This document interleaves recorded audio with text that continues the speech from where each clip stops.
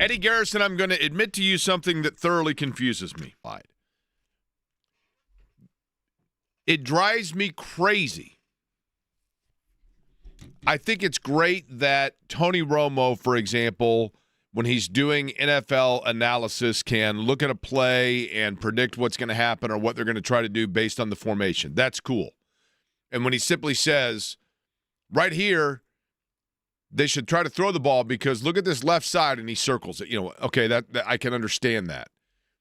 It drives me crazy when analysts of a particular sport begin speaking in the vernacular that is relative only to people that are diehards of that particular sport. Because the idea in a broadcast, the goal in an analysis of an NFL game or an NBA game or a Major League Baseball game is to provide information that makes it relatable to the transcendent audience. If you have 1,000 people that are turned on to a baseball game, that turned it on, and 800 of those people are people that are like, oh, it's a baseball game, I'm just going to see what this is all about. You want to speak to that 800, not to the 200 that are like, I'm interested in this guy's whip, vorp, warp, and bat velocity. Mm-hmm. You already have those 200 people. They're going nowhere. So when you start speaking in those terms, the higher percentage of those 800 people are like, I have no idea what this is talking about, but it sounds like I'm not invited to this party. And boom, they're gone. And so the same thing happens with the college football playoff rankings, which came out last night. And we know that Ohio State and Indiana are 1 and 2, and they're playing Saturday at Lucas Oil Stadium for the Big Ten Championship. And it's awesome, and I'm here for it. And last night, I'm watching Purdue do Purdue things in basketball, and they're clearly the best team in college basketball. And I don't care what other people say, that I'm crazy for saying it, whatever. Braden Smith is the best player in college basketball. Okay? I mean, there are other guys that are going to, have better NBA careers and be better draft picks. But right now, in terms of college basketball, being a player on the floor that makes a team go, that is the best team in college basketball, yes, 2 Indiana Mr. Basketballs last night went toe-to-toe in UConn and Kansas, and Braylon Mullins had 17 for UConn, and they get a win in Allen Fieldhouse, and Flory Badunga shows that he's going to be a defensive rebounding player that's probably going to play at the next level as well. I get all that. But Braden Smith's the best player in college basketball. Purdue wins. But I'm watching all of that, and I'm still thinking about the college football playoff. And I'm hearing them talking about Notre Dame. And I'm thinking about the fact that Notre Dame has a kicker that is now a Colts kicker because the Colts had tryouts, and now we know that they indeed signed a Notre Dame kicker. And Daniel Jones still, we wonder what his total availability is going to be outside of the pocket when they go to Jacksonville. And I'm thinking about all those things. But I'm going back to, and my brain is centered back on the fact that I'm confused by this. The college football playoff rankings that are announced every Tuesday, they rank the teams. And you know that 12 teams get in. And they give you the playoff rankings, and so your brain says, okay, what I know is Miami's number 12, Texas is number 13, Vanderbilt's number 14. 12 get in. Looks like Vanderbilt and Texas are peering through the window. And they're hoping that somebody all of a sudden like throws up at the party and has to go home early, and so then they go in, whatever. Why did they do the playoff ranking in giving me 25 teams if only 12 get in, if then there are all kinds of rules where just because you're ranked 1 through 12 doesn't mean that you are the 12 teams that go into the college football playoff? Why not rank them for me in the order of, if it were to begin today, here are your 12 teams? Why don't they do that for the NCAA tournament? The NCAA tournament is different, though, because the NCAA tournament does not rank and give you ranking of 1 through 68 the entire time. They are not in flux. What is the purpose of telling me the way that teams rank in terms of entrance into the playoff if that's not the rank in which they enter the playoff? Right. I don't get it. So right now, where it stands, Ohio State, I'm going to read off to you the top 12. I want you to tell me, of these 12, the ones that are not committed to be in, okay, in terms of there's a way that they can still fall. I guess any of them can fall out, right? So let me rephrase that. I'm going to read you 12, and then I want you to read for me, Eddie, the teams that still have a chance via an auto bid to play their way in. Ohio State, Indiana, Georgia, Texas. That's your top, or Texas Tech, excuse me. That's your top 4. Mm-hmm. Oregon, Ole Miss, Texas A&M, Oklahoma. That's the next 4. Yep. Your third 4, Notre Dame, BYU, Alabama, Notre Dame, BYU, and Miami. Mm-hmm. Now, of the teams that are not right now slotted in the top 12, give me those that still can punch their ticket through an auto bid and get in. You're looking at possibly Duke, depending on how the committee views them, because they're in the ACC tournament. They're in the ACC title championship, game. yeah. Okay. Against Virginia. So Duke or Virginia, either one is automatically in, right? One of those two is automatically in. Not automatically if Duke make it. It's very, very convoluted in that aspect because it's the top 5 conference winners by ranking. So Duke right now would not fall under that category because as of yesterday's rankings, it would be if Duke beats Virginia, then it would most likely look like it would be North Texas. Duke has no chance of getting in. And James Madison. I'm not saying they don't have a chance at all because I don't know how the committee will view it if they can pull off the win against Virginia. Okay, but what I'm saying is Duke right now is not even ranked in their top 25. Correct. So the thought that they are going to catapult 13 people is preposterous based on a win over Virginia, who's ranked 17th. If they were to beat Ohio State by 28 points, that's one thing. To beat Virginia, who's ranked 17th, is not going to be enough to put Duke in, okay? So give me another team that still has a chance to punch their ticket in that is outside the top 12. Outside the top 12, you're looking at BYU, who's in the top 12. But outside, you've got North Texas and James Madison. Okay, so North Texas and James Madison. What about Tulane? Yes, Tulane also. Yeah, I forgot about them. Yeah. So James Madison is totally irrelevant. No, not totally irrelevant. How does James Madison get in? If Duke defeats Virginia, then as of these rankings, your top 5 conference winners would be, the Big Ten, the SEC, and then let's see, the Big 12, and then you're looking at the American, which would be Tulane or North Texas, right? And the Sun Belt with JMU. Okay, and what I'm saying is Tulane and North Texas, both of them are already ranked ahead of James Madison. Yes. So the winner of that clearly stands in front of James Madison. James Madison can't leapfrog. If James Madison is sitting there looking at the two teams that are in the American Championship and they are ranked above them, then there's nothing James Madison can do to leapfrog the winner of the American because they're already ahead of them, and a win would only solidify them ahead of them. Correct. You have to have the 5 conference champions. Okay, and again, hear me out. Those conference champions. The Big Ten, whoever wins the Big Ten tournament, in the Big Ten championship. Okay? Yes. The Big 12 winner. Yes. In, right? Yes. The SEC champion, in. Yes. Right?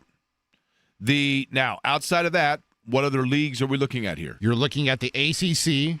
Okay. So that would be Virginia and Duke. The American. The American with Tulane and North Texas. Okay. And then JMU, and they are in the Sun Belt. JMU has no chance, is what I'm saying. No, they don't. They still have a chance. Eddie, hear me out here. Mathematically speaking, James Madison has no chance. Mathematically speaking, I would say you're incorrect. Okay, let me continue. Okay? There are 5 conference winners that are allowed in. The Big Ten, the Big 12, the SEC, the ACC, and then the option of the American winner or the Sun Belt winner. Okay? The American winner is going to be, that championship game is Tulane and North Texas. Both of them are already ranked ahead of James Madison. Yes. James Madison is in the Sun Belt. They currently are 25th. Yes. They're playing who for the Sun Belt title? They're playing Troy. Okay, who is not ranked. Correct. So James Madison, if they were to win the Sun Belt, then says, okay, we were 25th, we beat Troy, who's unranked. North Texas says, we're 24th, we just beat Tulane, who was 20th. Or Tulane says, we're 20th, and we just beat North Texas, who's 24th. Now, this is you assuming Virginia beats Duke in the ACC tournament, in the ACC championship game. I'm saying that JMU only has a shot to make the CFP if Duke defeats Virginia in the ACC tournament. And so you're in the ACC. The ACC would be left out. It's not a tournament; it's just a championship. I know why I keep saying tournament, but yes. But so what you're saying is James Madison has to hope that the ACC cannibalizes itself and kicks both of itself out. Yes. Okay, in that capacity. Yes, that's why I'm saying they're not totally mathematically eliminated, because if Virginia loses to Duke, there's no likelihood that Duke would make it in. Because so the ACC as the conference would cancel champion, itself out. Yes. To me, when they do the college football playoff rankings, the way they should do it, Ohio State, Indiana, Georgia, Texas Tech, Oregon, whatever, then at the end it should say ACC winner, American winner, whatever else, to make it very clear. Because otherwise, what is the purpose of the ranking? Like Texas has no chance of getting in, right? None. I would say no.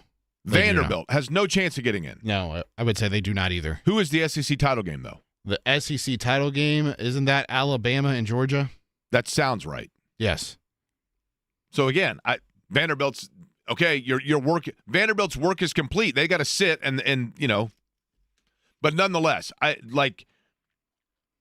what we know definitively would be this, and that is that Ohio State and Indiana are going to play on Saturday for the Big Ten championship. And the winner is clearly going to be the 1 seed. And I think even in a close game, the loser still stays the 2. I think if Indiana or Ohio State, either one, if it is a within 10-point game, you probably stay at 1-2. But if it's a blowout, Indiana could slip depending on how far. Indiana can't fall behind Oregon, one would assume, right? Because they beat Oregon at Oregon. Yep. But then again, this is the same committee that looks at Notre Dame and ranks them above Miami, even though Miami beat Notre Dame. I think Notre Dame's in. I don't see any way, shape, or form that Notre Dame is not in. The only way I can see Notre Dame being bounced out of the college football playoff, Jake, is if BYU, who is currently that first team out because of the fact that you need 5 conference champions, if BYU were to beat Texas Tech in the Big 12 championship game, then BYU will be in the college football playoff.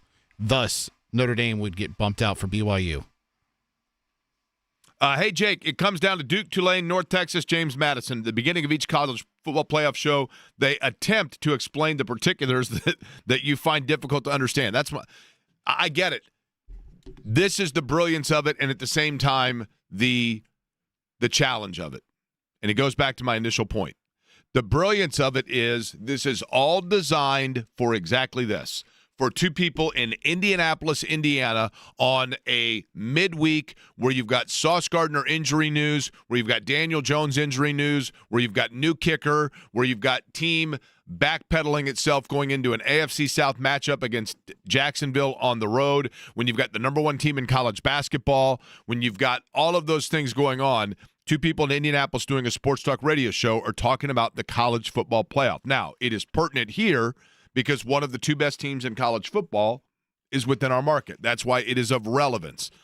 But this entire discussion is, number 1, to their credit, because this is what it was that was created. But on the other side of that, it is a bit to their detriment because they have created it and nuanced it in such a way that it is what I'm talking about with the eccentricities of the baseball analysis, where you start talking about it in terms that become so algebraic that it loses the vast majority of audience, as it probably maybe it even did for hours right there. You get my point. But let's get to the Colts news. The other thing that I find funny, confusing, and I'm going to defend our brethren here in Indianapolis and Sistren, if that's the term, the local media. I hear it all the time. I hear all the time anywhere I go. I go out to get something to eat. I walk through the mall to get in the Christmas mood. Yeah, I still do that. I go to the gas station. And invariably and inevitably, a couple of times a week, somebody says to me, you know what's funny? When our teams get really good, the national guys, why are they the ones that get all the scoop? And I'm like, they're not. They're just the ones you hear because they have the biggest megaphone. And let me explain. On Monday, Shane Steichen did his weekly media availability. And Shane Steichen, in his media availability, was asked by Kevin Bowen, main Colts representative of this radio station, Kevin's Corner podcast on 93.5, 107.5, 107.5thefan.com. Morning show with Jeff Rickard and James Boyd on The Fan. And Kevin, along with James, kind of our boots on the ground, James with The Athletic as well, of course, in terms of our Colts coverage. And then we have on Joel Erickson, and then we have on Stephen Holder, and then we have on Mike Chappell, and we have on others. But Kevin is the one that is representing, for the most part, this media organization. Kevin Bowen asks Shane Steichen on Monday, hey, is IR a possibility for Sauce Gardner? Shane Steichen says no. Kevin Bowen immediately sends it on social media. IR, not a possibility for Sauce Gardner. Mike Chappell, CBS 4 WXIN. Shane Steichen, in a question asked by Kevin Bowen, says Sauce Gardner, no IR. Ralph Reif comes on this radio program. And I ask Ralph Reif, while I know you don't specifically know the intricacies of Sauce Gardner's injury, generically speaking, in overview, in your expertise as somebody who's for 40 years been an athletic trainer, a high calf strain would mean what? And Ralph Reif says, that to me means 21 days, 3 weeks. What is the minimum for IR? 4 weeks. So right then, okay, no IR for Sauce Gardner. Today, Ian Rappaport sends out a tweet. According to me and in coordinates with my other writer, Mike Garofolo, we can confirm that, or we are reporting that Sauce Gardner will not go on IR for the Colts. And boom, everybody's like, oh my gosh, Sauce Gardner, no IR for the Colts. Colts, da-da-da. And everybody looks at that and says, why didn't the local guys have that? I guess a better question would be, why didn't he look at what the local guys were doing 2 days ago? These guys, from a national standpoint, do a phenomenal job. They do an outstanding job. They have the misfortune, or if you want to say fortune, of having to cover and keep tabs of what's going on with 32 teams. I get it. And I got the utmost respect for it. And more often than not, when they report something, you know that that has been vetted to the point that it is factual. But for people to say that the local media continues to get scooped by the national guys, a lot of times what happens, Stephen Holder is a good example. Stephen is the beat writer for ESPN for the Colts. He will come up with information, and then at times, if there is a big enough story, they will say, okay, Stephen, you're going to work in partnership with Adam Schefter, and then once something big is confirmed, Schefter will be the one to put it out there because it goes to, that's the biggest megaphone. It sprays to the largest area. And there are times, admittedly, where franchises, the NFL or the NBA team in town, if there's something that they feel is in the best interest of getting the message out the quickest, they will give it to the largest megaphone. They will give it to Adam Schefter, or they will give it to Shams or whoever it might be. You know, it would have been Woj back before. And those guys get that out because they know with one push of a button, boom, millions of people see it instantly. I get it. But in this case, I don't want people to be confused by, clouded by the noise of, oh gosh, the biggest platform said it, so where was everybody else? Everybody else said this for you 2 days ago. The local media, in fact, the local guys, the Kevin Bowen, the James Boyd, the Joel Ericksons, you know, the Tony Easts, the Dustin Dopirak, all of them. They are covering this stuff, and they are on it, and they are as entrenched in it as anybody else, and they have it as well. It's just a matter of how much you are looking at what they are reporting versus others. But to me, the bigger story is not Sauce Gardner and his whether or not he's going to go on IR. The bigger story is simply one that we're not going to know what the end result is going to be for probably quite some time, and that is simply with Daniel Jones and this injury and the maneuverability, the escapability in the pocket of Daniel Jones. What makes Daniel Jones as a quarterback unique? What is Daniel Jones' skill set that I'm not going to say separates him, but allows him to be the quarterback that he is in fact, he is deceptively quick when you get out of the pocket. And even though he can become a guy, if you get in his grill and you're bringing heat directly on him, that has had problems holding on to the football, and at times he makes the reads or the progressions too quickly, he does have the ability to buy himself more time and have the option of running the football, and we saw that through the first 8 games. His ability to extend plays, to tuck and run, those are things that make him different than an aging Matt Ryan or an aging Phillip Rivers or even other quarterbacks right now. I'm trying to think, Eddie, who would you say is a non-durable but very effective passing quarterback in the NFL? Non-durable? Sam Darnold? Non-durable, meaning you can count on them. I'm sorry. When I say non-durable, like non Jared Goff? Escapable. Jared Goff, yeah. Like he's not a guy that's going to tuck and run, right? Probably Stafford. Stafford's a pretty tough guy, but, those guys just in terms of standing passing quarterbacks. Daniel Jones can be that guy, but his ability to get out if a play's breaking down and turn a nothing play into something is what made him different in the first 8 games. And then, unfortunately, and in New York, he had nagging injuries that limited him in terms of the escapability to extend plays. And then once he's just kind of a standing, waiting duck, that's when the heat comes on and it becomes more difficult for him to make plays.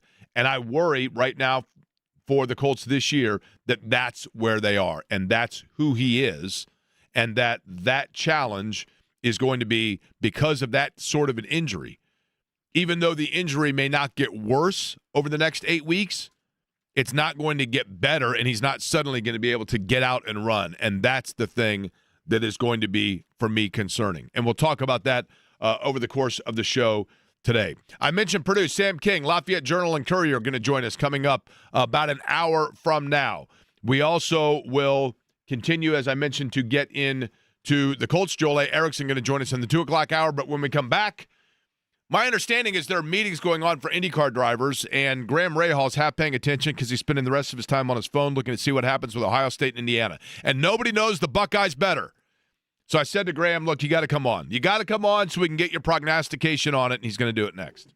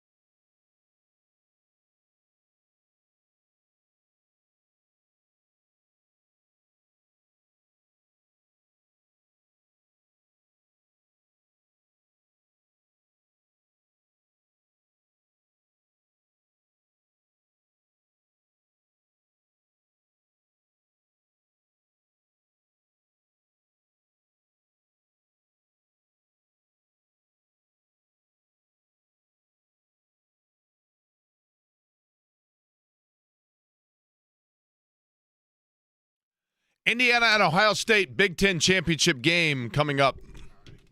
Lucas Oil Stadium on Saturday night. And Graham Rahal has made, I think, 18 Indy 500 starts. I think he was like 18 when he won his first race down in St. Pete. And certainly when it comes to IndyCar racing and Mid-Ohio and Buckeye lifestyle and all of that, there are two things about IndyCar that have made me nauseous. One is when I did a two-seater on a road course, I was very nauseous. And the other is anytime Graham Rahal starts talking about Ohio State. But he knows the Buckeyes better than anybody, and I figured he would be the perfect person to preview it. And he joins us now on the Java House Peel and Pour guest line. Graham, you fired up for the game? I am, brother. I am. Hey, I don't rub it in too much. I was rubbing it in more to you when Clemson was actually a good football program, but yeah. That's changed, brother. Listen, how about the beginning? And I'm trying to think of where we were on opening Saturday, and you and I are talking. And it was in Nashville. And Clemson's playing LSU, and I'm saying, yeah, Clemson, there's a lot of expectation for them. And then they go out, and it was just flat. And the next day you come up to me and you go, well, your defense is terrible, and your quarterback I don't believe in. And I said, okay, well, other than that. And was I wrong? I know. It was a good scouting report, right? And then, then we also, I think both of us were kind of incredulous over Arch Manning, and I think we expected more out of what he would be able to do for Texas in that opening game, and maybe we didn't give enough credit to Ohio State's defense because we thought, okay, Arch Manning's too young, this moment's too big for him, and that Ohio State defense is obviously elite. Do you see that as the biggest challenge for Indiana Saturday? Yeah, I think so. I mean, look, first off, I think it's super cool to see Indiana in the position they're in. It's in fact, to me, the most fascinating storyline that I've ever witnessed. I mean, the rise of the program from the cellar to being one of the top teams in the nation in 2 years, or even less, really, is an unbelievable thing, right? I mean, it is absolutely incredible what Signetti has done, and but I do think that, Ohio State on the whole this year, and we'll see what this weekend brings, but Ohio State on the whole this year has been absolutely dominant in every facet of the game. And if I could see one weakness in Indiana, it's just that, that Penn State game was a concern. Like, the Penn State deal, I really thought they were going to blow Penn State out. Penn State has obviously been going through some tough times, going through some coaching changes, so on and so forth. And they really didn't do that, right? The performance wasn't really awe-inspiring like you may have thought. But at the end of the day, I think Ohio State's D is going to present them all the challenges in the world. But I do also think they're going to score points. I don't think that this is going to be like what we've seen year to date, right? I mean, where basically nobody can score on Ohio State. I mean, and that's not me saying as an arrogant fan. That's the reality, right? So we'll see. Now, is that to say that you're admitting to being an arrogant fan? Not a chance. Hey, I'll tell you this right now. I'm confident this weekend. I'm not overconfident this weekend. I think Indiana's got a shot. Just be clear. But I also don't think this is a home game like most things. You watch. There's going to be a lot of Buckeyes, yours truly included. They're going to be there screaming loud and proud. I know that.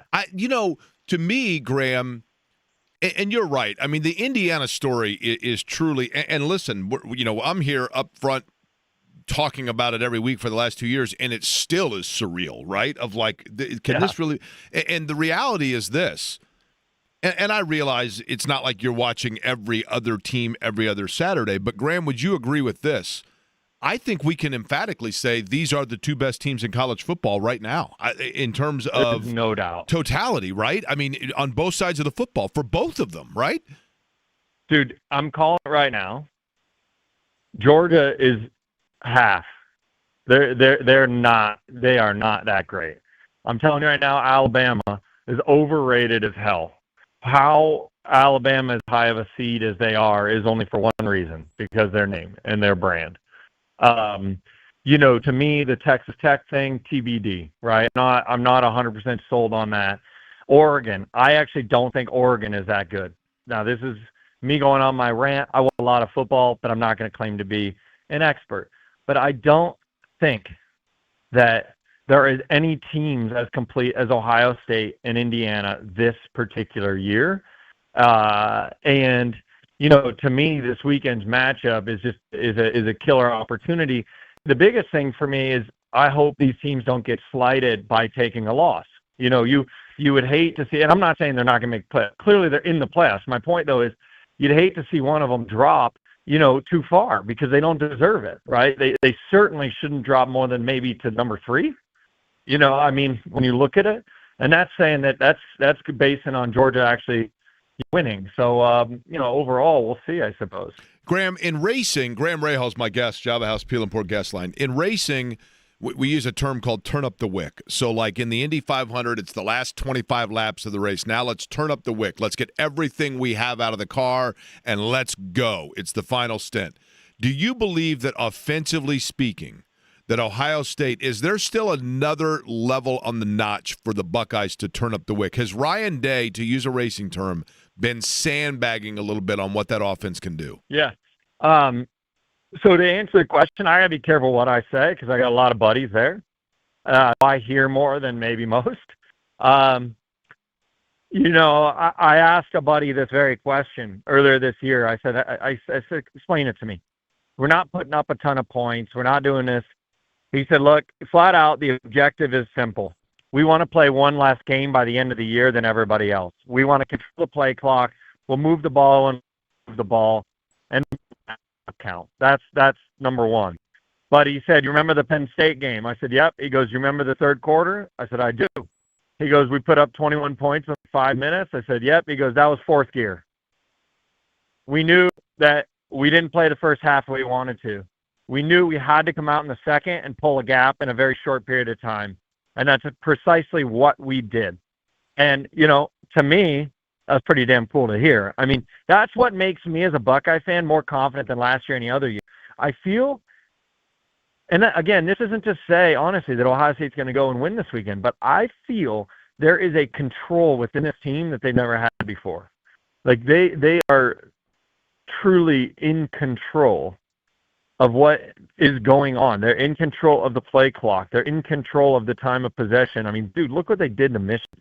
Not only did they beat them, but they weren't trying to run up the score, clearly, but they had 40 minutes time of possession. They just held the ball. That was their objective. Hold the ball. Keep the ball. And, that's the thing that's going to be interesting as compared to Indiana, who in my eyes, Indiana's a faster-paced team. They're gunslingers. Mendoza is going to try to push the ball down the field at all times. They're a little bit of a faster pace of play, typically, and they're willing, clearly, to run up scores. Ohio State this year is in the opposite mentality. Keep the score count, keep the play count low, and they don't really care if they win by 20 or if they win by 40. It's not really an objective, and I think that's been pretty cool to see this year. Where is Ohio State, from what you've seen, Graham, where is Ohio State susceptible? I think actually they're cornerbacks. They have a couple of good experienced guys, but they have a lot of youth. You're starting to see Jermaine Matthews play a lot more. I think he's a sophomore. But you're also seeing a lot of true freshmen out there, Devin Sanchez, some of these guys. So I think, to me, that's what's maybe a little bit more interesting is the matchups on the sides. Ohio State's strength is going to be their D-line again, the center of their D. Of course, their safeties and linebackers, arguably the best linebackers in the country, arguably the best safety in the country, and Caleb Downs. He's a smart player. I think that ultimately will limit a little bit of the rushing attack that Indiana has. But on the corners, I do think that, Ohio State can be susceptible to the crossing routes and some of the deeper plays. That it'll be interesting to see how that, plays out this weekend with Mendoza, who obviously, is obviously a pretty damn good thrower. So I don't know, man. That's my quick take on this thing. If this were any other team but Ohio State, let's just say that if Ohio, and I'll put it to you this way, if Ohio State was allowed, if they said, you know what, Ohio State, you're the defending national champion, so we're going to let you sit out the Big Ten game and pick the opponent for Indiana, and so they just pick an opponent, okay, and it's not Michigan, Oregon, whoever. If it were anybody but Ohio State, would you be rooting for Indiana Saturday? Hell yeah, man. Of course I would. Absolutely, I would. Because it's kind of a second home, or because of the home, Cinderella story of it? No, it's been home for an extended period of time. You know, I mean, I've been here since 2010. I mean, for me, you know, living in this, in this city and stuff, you know, it's a cool story. And, you know, at the same time too, man, I never take the success for granted as a fan. I mean, Ohio State fans are truly the most selfish or most spoiled people in the country, because, you know, we lose one or two games and it's the end of the world, right? But you look at programs like Alabama and some of these others, they're not used to it. But for me, I think it's just a damn cool story. It's great to see, you know, Indiana having the success they're having. And when you have fans that have remained that loyal and the diehards and so on and so forth, you know, I think it's cool to see them get rewarded with, with some great performances for sure. Now, I'm not going to lie to you. As a Clemson fan, I never thought this situation would come where I'm looking to see how much hotel rooms are in El Paso. You know what I mean? I mean, it's it's just the way it goes. Well, I'll tell you this. I was excited about going to the championship game this weekend. I thought I took it for granted. I was like, you know what? I used to buy a suite every year in advance and blah, blah, blah. The company would pay for it. It was good fun. And last couple of years, I was like, I'm done freaking buying a stupid thing, having to watch Michigan play. I'm not doing it anymore. Yeah. So I stopped, right? So I was like, this year, I'm like, this would be great. You know, we'll get to the end of the year, and then I'll make a decision. Well, Indiana gets in, and this is the most outrageously priced event I didn't end up doing a tweet or anything. I got very fortunate. A buddy of mine is going to give me a couple of tickets. But I'm like, dude, what? I invited you. I said, hey, bro, I'm going to buy a suite. You want to go? And you're like, yeah. And then I go to look up a suite. Yeah, one got sent to me for an outrageously, embarrassingly high price. I was like, nope, I'm good. And here's the other thing, Graham, and I appreciate the offer, right? And I'm glad you're going to be going. But the other thing, too, is you've also got to, in terms of the company money, you got to replace windows over at the company, don't you? Didn't you have something that happened over there recently? Yeah, man, we got shot with I don't know. We had a couple pellet, some high-powered pellet gun, although somebody was on campus and working at Bodie's at the chop house that we've got up here, and they said it did sound like a bullet. But we believe it's a pellet gun. Shattered two of our windows. Just got the bill for it, $15,000. So if those kids are listening, thank you. Two juveniles. They went from us either to Lebanon, shot out some windows in Lebanon, or went from Lebanon to us. Either way, it doesn't really matter. It's a shame because they're juveniles. The town of Zionsville, the police department did a wonderful job finding them, but we get no details. I told them, hey, bring them on over here. We'll teach them a lesson. They can start sweeping the parking lot. We'll put them to work. They can pay pay for the windows the hard way. But it is what it is. I mean, it's disappointing for sure. But hopefully it doesn't become a pattern. I know that. Well, lastly, Graham, and I know you're in town. Well, I mean, you live here, obviously, but you said you got IndyCar meetings. What are going on? What's going on with the meetings today? Is this basically everybody just sitting around figuring out who's driving where this year? Because you got a new teammate, right? No, yeah, this is a series, meetings that we do every year, and meet with I don't know who from Penske, but obviously Novak and all the boys will be there. And so, I mean, I'm pretty pumped about Mick.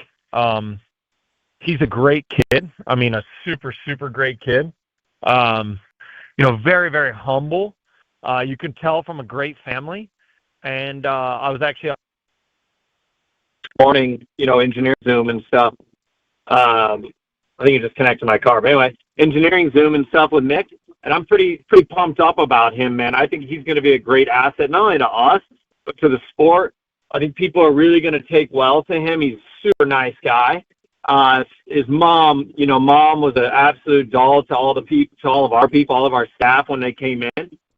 I think that's just, that speaks volumes to him, to his family. I was telling somebody today, like, you think about the prime of Michael Schumacher and what Mick grew up in, on a worldwide scale.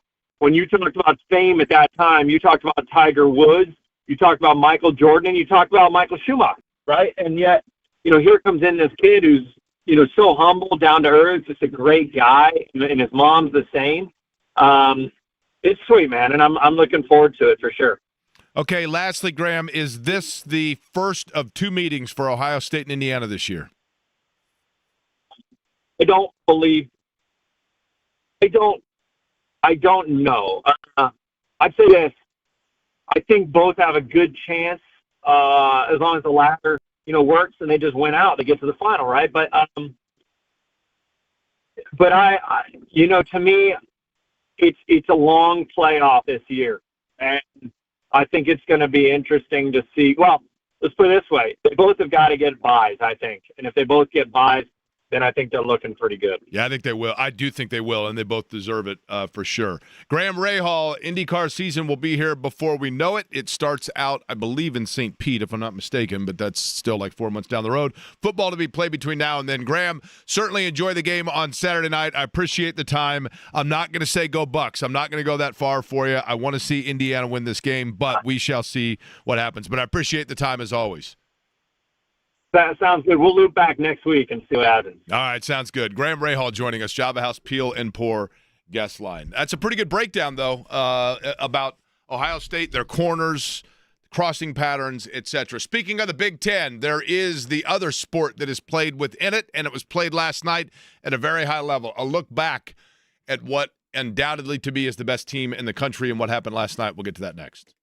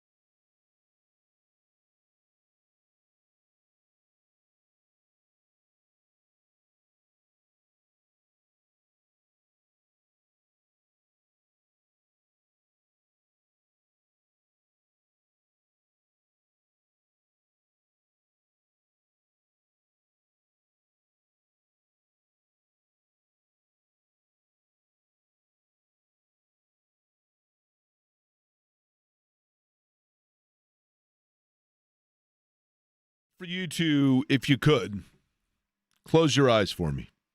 All right. I want you to think about your freshman year at Decatur Central High School. Okay. That would have been what school year? What calendar year? 2013.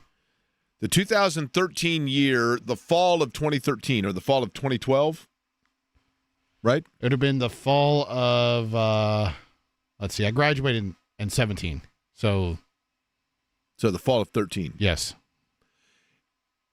You rode the bus? Your mom drove you? You had a neighbor kid drive you to school? Rode the bus. Okay. I want you to tell me when you think about that, what song, what music goes through your mind as the soundtrack reminiscent, reminding you of your freshman year of high school? Because it was everywhere, and everybody was playing it, and everybody loved it, and everybody was talking about it. What song would that be? I don't know. There's a handful. Like, you can almost name any Drake song from the early 2010s, and that's probably a fitting response.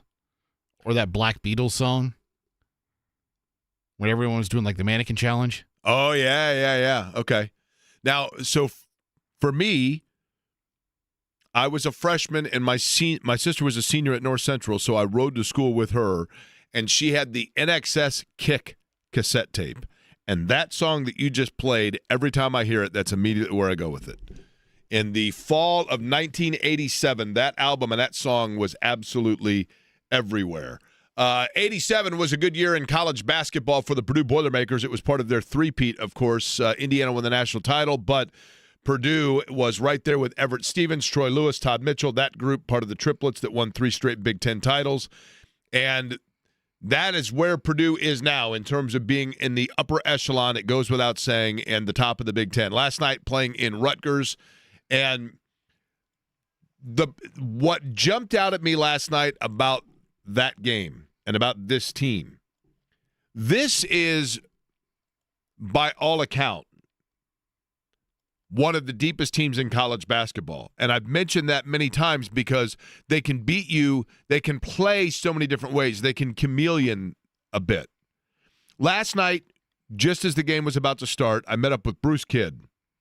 And Bruce is a North Side guy and a Purdue guy, went to Purdue, and a Purdue fan, played basketball in high school, and a heart of gold. You know, Secretariat, they say, after Secretariat was finally put down as a horse, they went and saw that his heart was like 2.5 times the size of a normal horse. And Bruce Kidd, you know, I'm not saying that we need to put him down and check his heart. Secretariat is the Grinches of a horse? What's that? The Grinch of the horses? Oh, that's right. The Grinch, he did have a big heart, didn't he? Well, at first, and then it was 2 sizes too small, and then it grew. That's right. Bruce is the opposite of the Grinch, and I'll tell you why. He's got a heart 2.5 times the size of most because he does every year an event that is a Concerts for a Cause that raises money for different charities. And I want to thank Bruce once again because he called me yesterday and said, you know what, I came up with a couple more checks for both Firefly, and there are still 600-plus children that need to be sponsored for their Hope for the Holidays. But he gave me a check for Firefly as well as a check for the Women and Children's Shelter at Wheeler Mission. And I thank him so much for that and for Concerts for a Cause as well. And it was my honor and pleasure to deliver those checks for him. But Bruce was saying to me as the Purdue game was starting, Jake, they might be the deepest team in college basketball. And I said, I totally agree with you. But what's interesting is last night, only 9 guys, I say only, but 9 guys play. They didn't go deep into their bench in terms of rotation and minutes for guys. But when you get a guy like Ja'Kari Harris that is coming off of the bench, gives you 20 minutes of quality minutes, but is shooting the outside three, and it's going down for him. And now all of a sudden, even though you know what you got of Fletcher Lawyer, and you know what you have in Braden Smith, who hit 4 threes last night. But when you've got guys that are coming off the bench and other teams don't know who and where it's going to be, that's what makes them so dangerous. I also thought last night Daniel Jacobson, who was hurt last year, and, you know, Oscar Clough has clearly slid in and really played at a high level at the center position, and what he was, you know, reputed to be coming in is what he has been, and that is a low block rebounding defensive type player. Not a lot of rebounds last night, but Trey Kaufman-Wren picks up that slack. So no matter where you think that you've got it stopped, if there's an area of strength for Purdue, there's somebody else that picks up that slack. And that's what you saw last night. I thought Jacobson played well defensively. I thought Wren was really good on the boards. And I thought Harris knocking down those threes shows that you just never know where it's coming from. And that's what makes them so good and so dangerous. But more on that, and from the football side, what could be happening to Purdue in terms of the transfer portal, because, and for that matter, the coaching standpoint. So both sides of it from Purdue. We'll do it with Sam King from Lafayette next.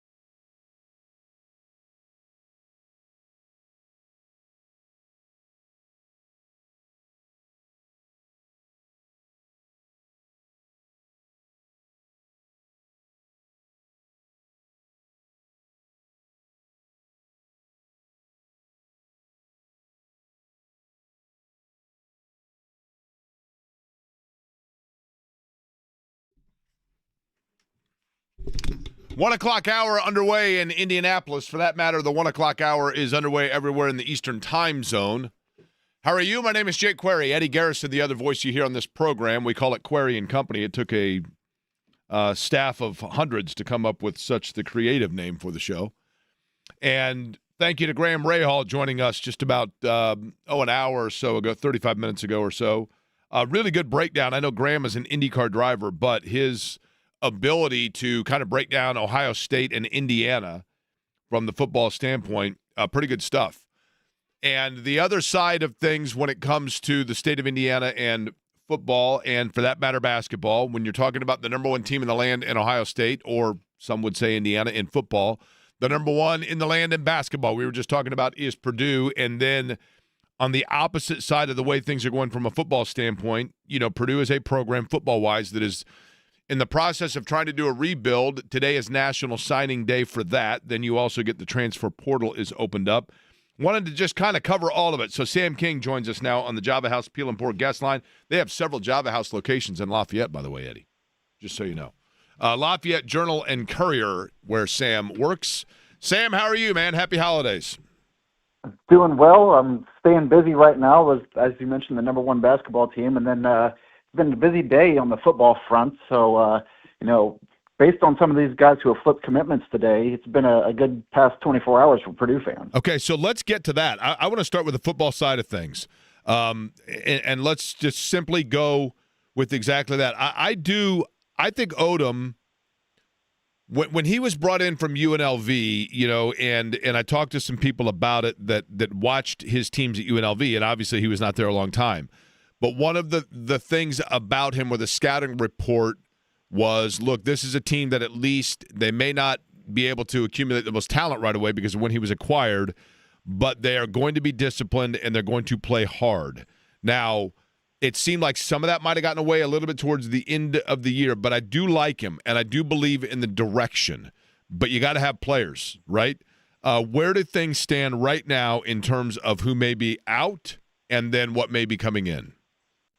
Yeah, so Purdue has had two players already announce their intent to enter the transfer portal. Not surprisingly, two guys who didn't play a lot this season. So that's typically the first ones who start looking at other opportunities. But you're absolutely right. I don't think coaching was the cause for what happened this season with Purdue. It was more talent-based, and Purdue was just, at a talent mismatch most games, and still was pretty competitive in, I would say, like 9 out of 12 games this year. So that was a step in the right direction, and I know it's a win-loss thing, but I thought there was a lot of improvement, and now you have a whole year to develop relationships, hopefully retain some of the guys you want to, and then attack the transfer portal and the high school recruiting class, and that's where today comes in.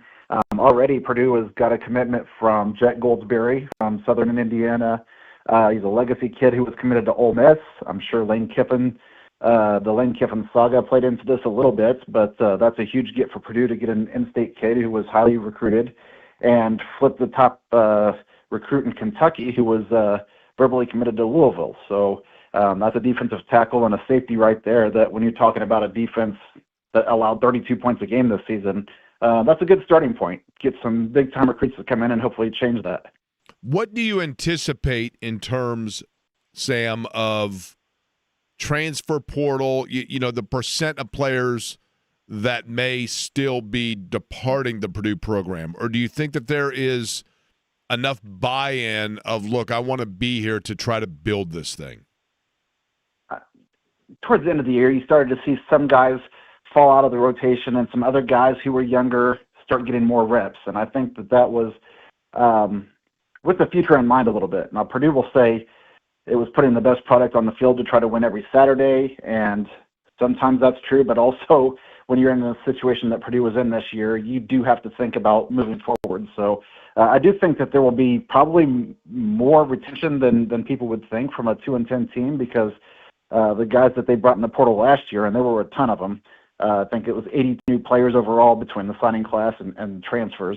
A lot of those guys were brought in with the mind that, hey, if you get sophomores out of the portal, that's almost as good as getting a high school kid if you can develop him for 3 years. And I imagine that was the plan. And now moving forward, you have a lot of the same guys who now have a year of experience under their belt. When you look stylistically, Sam, and then we'll get to basketball here in a second. Sam King, my guest, Lafayette Journal and Courier, covers Purdue athletics for them on the Java House Peel and Pour guest line. Sam, when you look stylistically at Purdue, you know, and this is maybe the danger of branding or reputation, but I think of college football today as a fast in-space game. And I think of Purdue and the way that they played, and in particular what Odom maybe did at UNLV, is a more grind-out, smash-mouth game. Can Purdue stylistically compete in the Big Ten if they master that style and don't become more of the in-space speed team? Or am I selling them short altogether?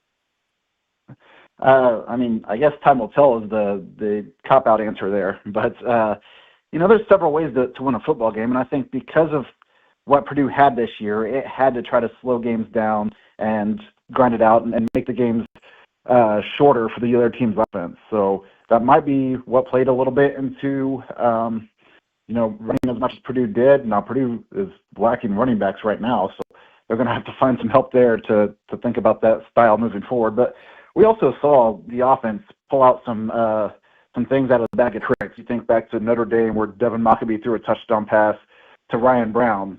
Very unconventional, but something that had been worked on and didn't work in practice, it sounds like, but it came through in a game setting, and Purdue's run some other trick plays throughout the course of the year. So I think, it's going to adapt to whatever kind of playmakers it has.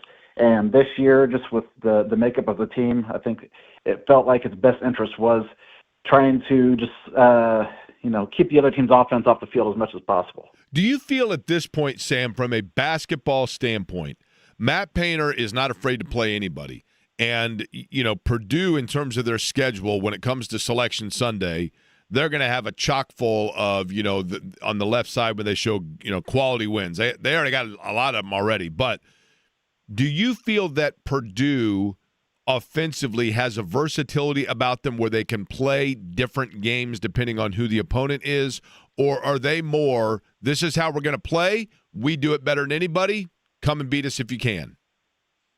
No, this team has more variety and versatility than I think any team that Matt Painter's had. Just when you think of all of the different options available, and you have the flexibility now with Trey Kaufman-Wren back at the 4 that he can move back and play center against smaller lineups and things of that sort. And Omer Meyer has proven to be a capable point guard right away. So you kind of seen some mix where he's run the point and Braden Smith's been kind of the 2 guard or curling off screens and things like that. There's a lot of different options here. Now, you've got to think of the big men as passers a little bit, too. We've seen Kaufman-Wren lobbing over the top. He had that short push shot a lot last year that sometimes now he's dropping that over the top for alley-oop dunks for Daniel Jacobson or Oscar Clough. Just a ton of flexibility, and you're right. The schedule that Purdue plays this year, I guess, is all with March in mind, and I think that it's going to be as well-tested as you can be, and I've seen everything you want to see when you get to the postseason. Was last night the glass – let me rephrase that. Was last night the high bar exception for Jakari Harris, or is this realistically who he can be for them in spot roles over the course of the year, a guy that comes in and plays half the minutes off the bench, hits a couple of threes, and gets into double digits? Can they anticipate that on the regular? I think this is – more of what Jakari Harris was going to be this year. I thought over the summer, I thought Jakari Harris was Purdue's most improved player, and honestly thought he had a chance to be a starter. C.J. Cox obviously got that distinction, but you have to think of C.J. Cox and Jakari Harris in some ways as kind of like one player. What do they give you combined? And some nights it's going to be C.J. Cox's night. We saw against Memphis in the Bahamas. Some nights it's going to be Jakari Harris's night, as it was last night, and I think you roll with whichever guy is hitting shots or playing better at the time for what you need. But, yeah, Jakari Harris is going to be a guy who probably ends up at some point in his career averaging double figures, and he's a much-improved three-point shooter. People think of him last year as more of a, lockdown perimeter defender, but I think he has a lot of offensive style to his game, too, that can help Purdue. Just adds more depth to an already deep team. Boilermakers already with a Big Ten win. They did that last night at Rutgers. Now back Saturday out of conference and a big one. It is Iowa State coming up for a noon start this weekend. Sam King will have all of it covered for the Lafayette Journal and Courier. Sam, appreciate the time as always, man. Look forward to talking to you again. Absolutely, anytime. All right, Sam King joining us on the Java House Peel and Pour guest line. That's the thing, Eddie, that's to me about Purdue. I mean, you look at it, okay? You start out and you go and you play at Alabama, top 10 team. You go and you play in a tournament, you go against Texas Tech, and you blow them off the floor. Mm-hmm. And at that time, Texas Tech, basically top 10 team, and I think reputed to be going into the year. You go and you start conference play on the road. Then you step right back out of that and you take on Iowa State, top 10 team. You play Minnesota, then you go back out of the conference again and you play Marquette. Now, we saw with Indiana, Marquette, a team that really is trying to find out who they are. And I think Shaka Smart's kind of reassembling things there. Then you go right back out of that and you go against Auburn.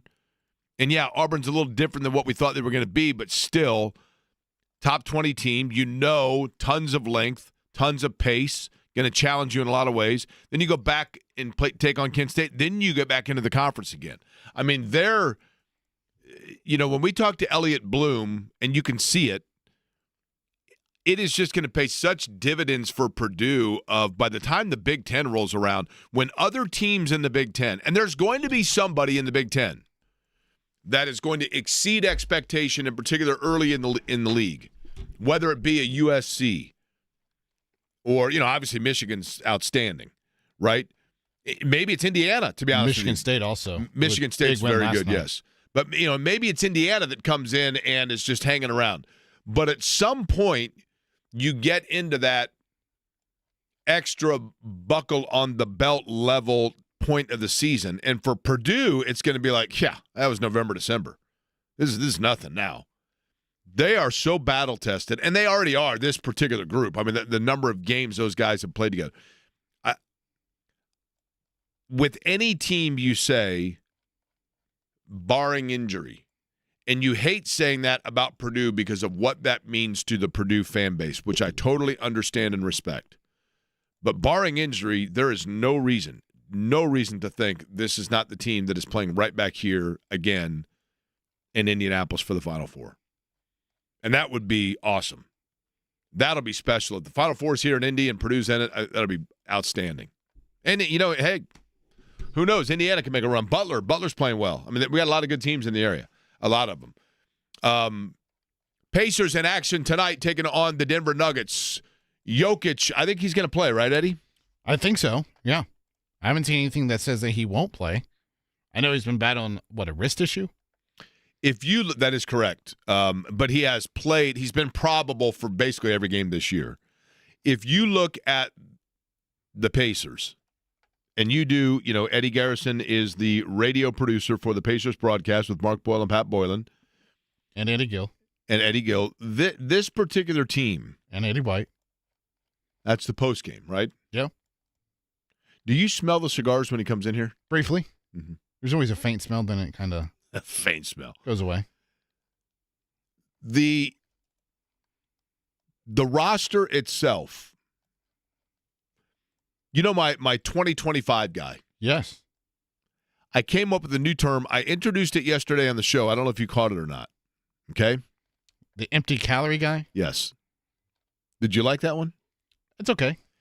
Empty calorie guy in the NBA is a guy that you bring him onto your roster and you think, oh, this guy's actually like a pretty decent player. And then you realize he's empty calories. You just need calories of some way, shape, or form because you're hungry, but it does nothing to offer you any nutritional value, and it is not something that is going to assist and help your body beyond that meal. Maceo Baston was an empty calories guy. The Pacers found themselves in a situation after the brawl. They were down on numbers. Maceo Baston's available. Let's get him. Boom. Ike Diagu was an empty calories guy. Goes out, logs your minutes, gets you 8 to 10 points, and then you look back retroactively and you go, that guy was only on the floor because somebody had to be out there. Mm-hmm. Okay? This team sitting at 4-17. And they're oddly entertaining for 4-17. Depending on the night, that's for sure. I'm not trying to carry their water. I'm not trying to. And last year, I mean, look, I will forever be grateful for that. And an open disclaimer, I'm a Pacers fan. I admit it. But I'd like to think I still have my objectivity about it. I just grew up, my buddies and I, they were such a part of who we are and who we were growing up. And I want to see them do well. And last year during the finals, I was like, you know what? I'm gonna let the world know it. I'm gonna step out of the phone booth, and guess what? I'm Jake Query, Pacer fan. Yeah, sure. But with all of that, this group, it would be one thing if they were going out there and, you got no Toppin, you got Neesmith's out, you got all these injuries and whatever else. You'd say, this is a bunch of empty calorie guys. Who cares? I don't care. Wake me up next year. Call me Green Day and call this year September. Wake me up when it ends, right? But they actually compete. They go out and play pretty hard.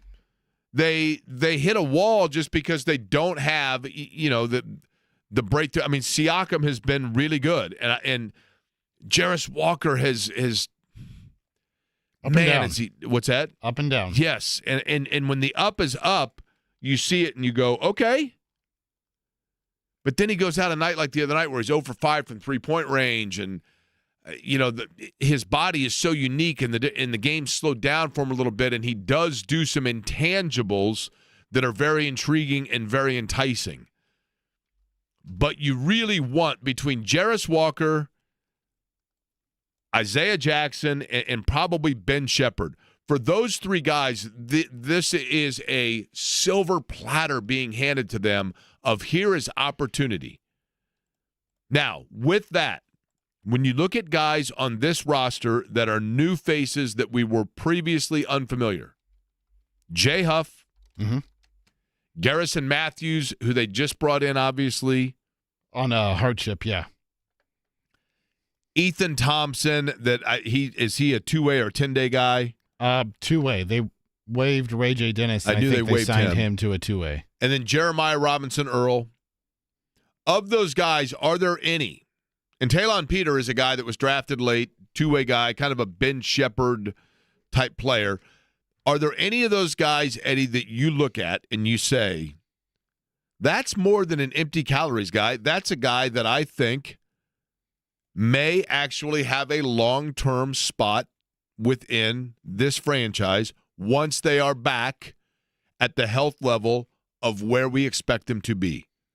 Which of those guys, if any, do you think could actually stick around long enough where you're like, you know what?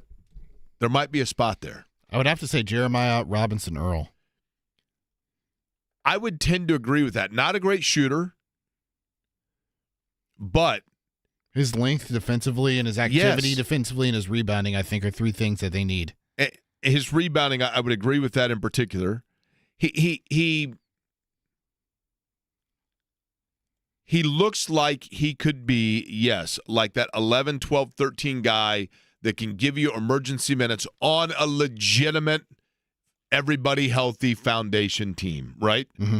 And he's the one guy that through this, I think you can look at and go, you know what, maybe there is that found $10 bill when you're doing your laundry. Now, Jay Huff is the other one.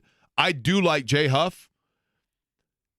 And when I think that we had, I always say, players sometimes are unfairly evaluated based on how or where or why they were acquired. And in Jay Huff's situation, because he was acquired shortly after the Miles Turner departure, automatically in your mind you go, that's Miles Turner's replacement. Well, that, and you look at the whole analytical aspect of it, Jake. If people were like, you look at Jay Huff and you're like, per 36 minutes, he was averaging, similar statistics to Miles Turner. And he can shoot from the outside and whatever else. And then you realize that there is a much more defined minute ceiling with Jay Huff. However, right now you're playing him, you're starting him. He's hitting like 5 threes to start every game, and you're up 15-10, and everybody gets excited. Like, oh my gosh, this guy's going for 60, and then he ends up with 17. But I'm being facetious, but you get my point. But he does have the ability to shoot from the outside. And he is very active defensively around the rim and can irritate some things. Now, he doesn't have the lower body physicality, body control that Miles Turner has. And so he can't be as physical on the regular on anything other than leaping up last minute to block shots or protect rim. And that he does get pushed out of the lane a little bit. Those things, there are some, you're giving up a little bit there. But and Isaiah Jackson is the guy that I thought was going to be far more active in terms of like being their starter and being their guy. And Jay Huff has kind of moved in front of Jackson on that depth chart.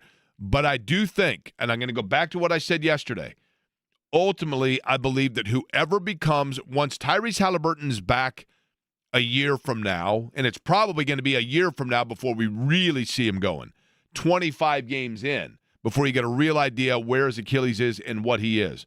But once you get Halliburton back, and once you have Nesmith healthy, and Toppin is back, and I'm talking about a year from now, literally a calendar year from now, in that scenario, it is my belief still that the player that is the replacement for Miles Turner in the core group that we saw that came within a half of winning the NBA title, the replacement for Miles Turner right now is playing elsewhere. And he's not playing in college. He's playing in the NBA. And that player, I think, will then be spelled in minutes by the combination of Jay Huff and then Isaiah Jackson, who may be spelling minutes at the 4 as well. And I think that player is facilitated via a trade that involves Benedict Mathurin before the trade deadline, at no fault of Benedict Mathurin's. But I think if Mathurin is a guy that was going to entice you into the fact of we've got to maintain this guy no matter what happens, I think he would have been showing it more. And I know he was hurt, but he would have been showing it more consistently to this point than he has. But back into the Colts, they have a new guy in the locker room. And it meant that they bypassed a guy with which you might be far more familiar. The reasoning on all of it next.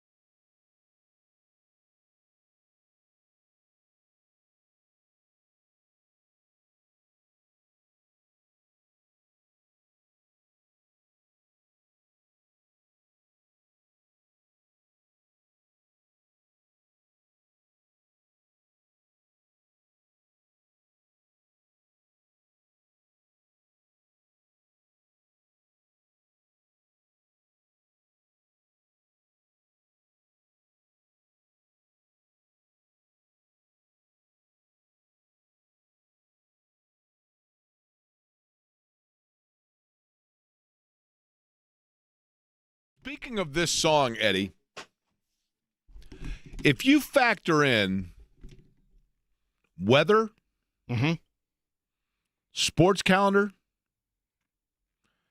what's around the corner or around, next on the horizon on the calendar and schedule, birthdays, sunset and sunrise times, all things factored.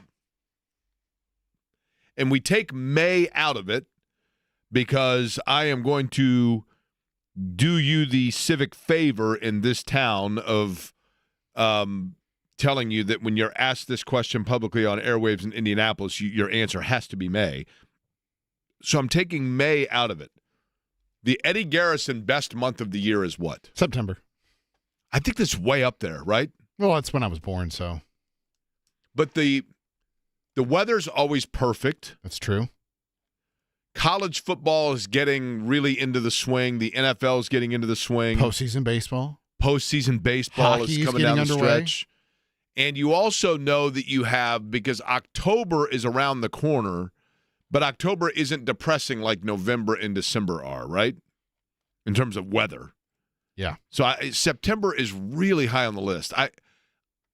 June and July are pretty tough to beat, though. I mean, it's hot and humid, and that kind of sucks, but being out at 9:30 at night in daylight is pretty awesome. But that fits into my wheelhouse. So the Colts have a new kicker. This we know. We knew this yesterday. We had a pretty good idea who it was going to be because we talked about this player yesterday.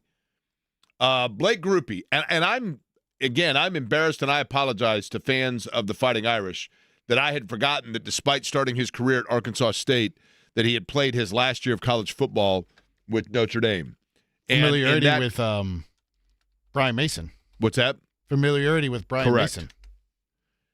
By the way, I parked somewhat illegally in the parking building today, and one of our engineers is peering his head in. Do you think they're towing my car? Is that what he's coming in to tell me? I don't know. I didn't see who was looking in. Nick's out there looking in. Any chance you can go find out to make sure that I'm not getting my car towed? So you're towed? giving me permission to walk away from the board for a second so Yes. you can, okay. Yes. Just don't say anything where I need to hit the dump button.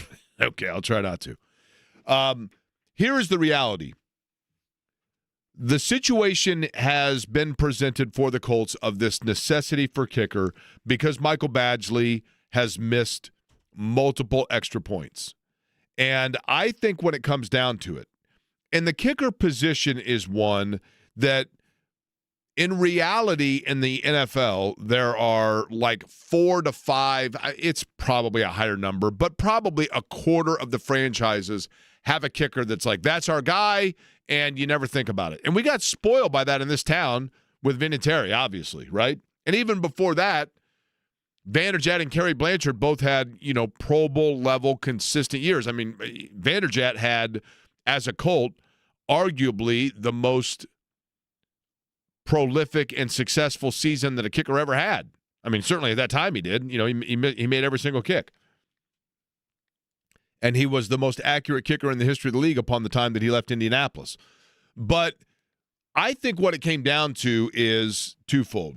The reason I bring all this up is because Justin Tucker, who is undoubtedly the most successful kicker, if not in league history, certainly of the last half decade in the NFL, it's Justin Tucker in both accuracy, reliability, and more so distance. He is a weapon beyond weapon in the fact that he is what Matt Gay was supposed to be when Matt Gay was signed here. And with Chris Ballard, it was, but wait until you see the leg on this guy and the distance from which he can hit kicks. And that is very intriguing and enticing. And Justin Tucker, of course, Eddie has come back in. Everything good? Yeah, you're good. They didn't tow my car, right? No. Okay, good. No.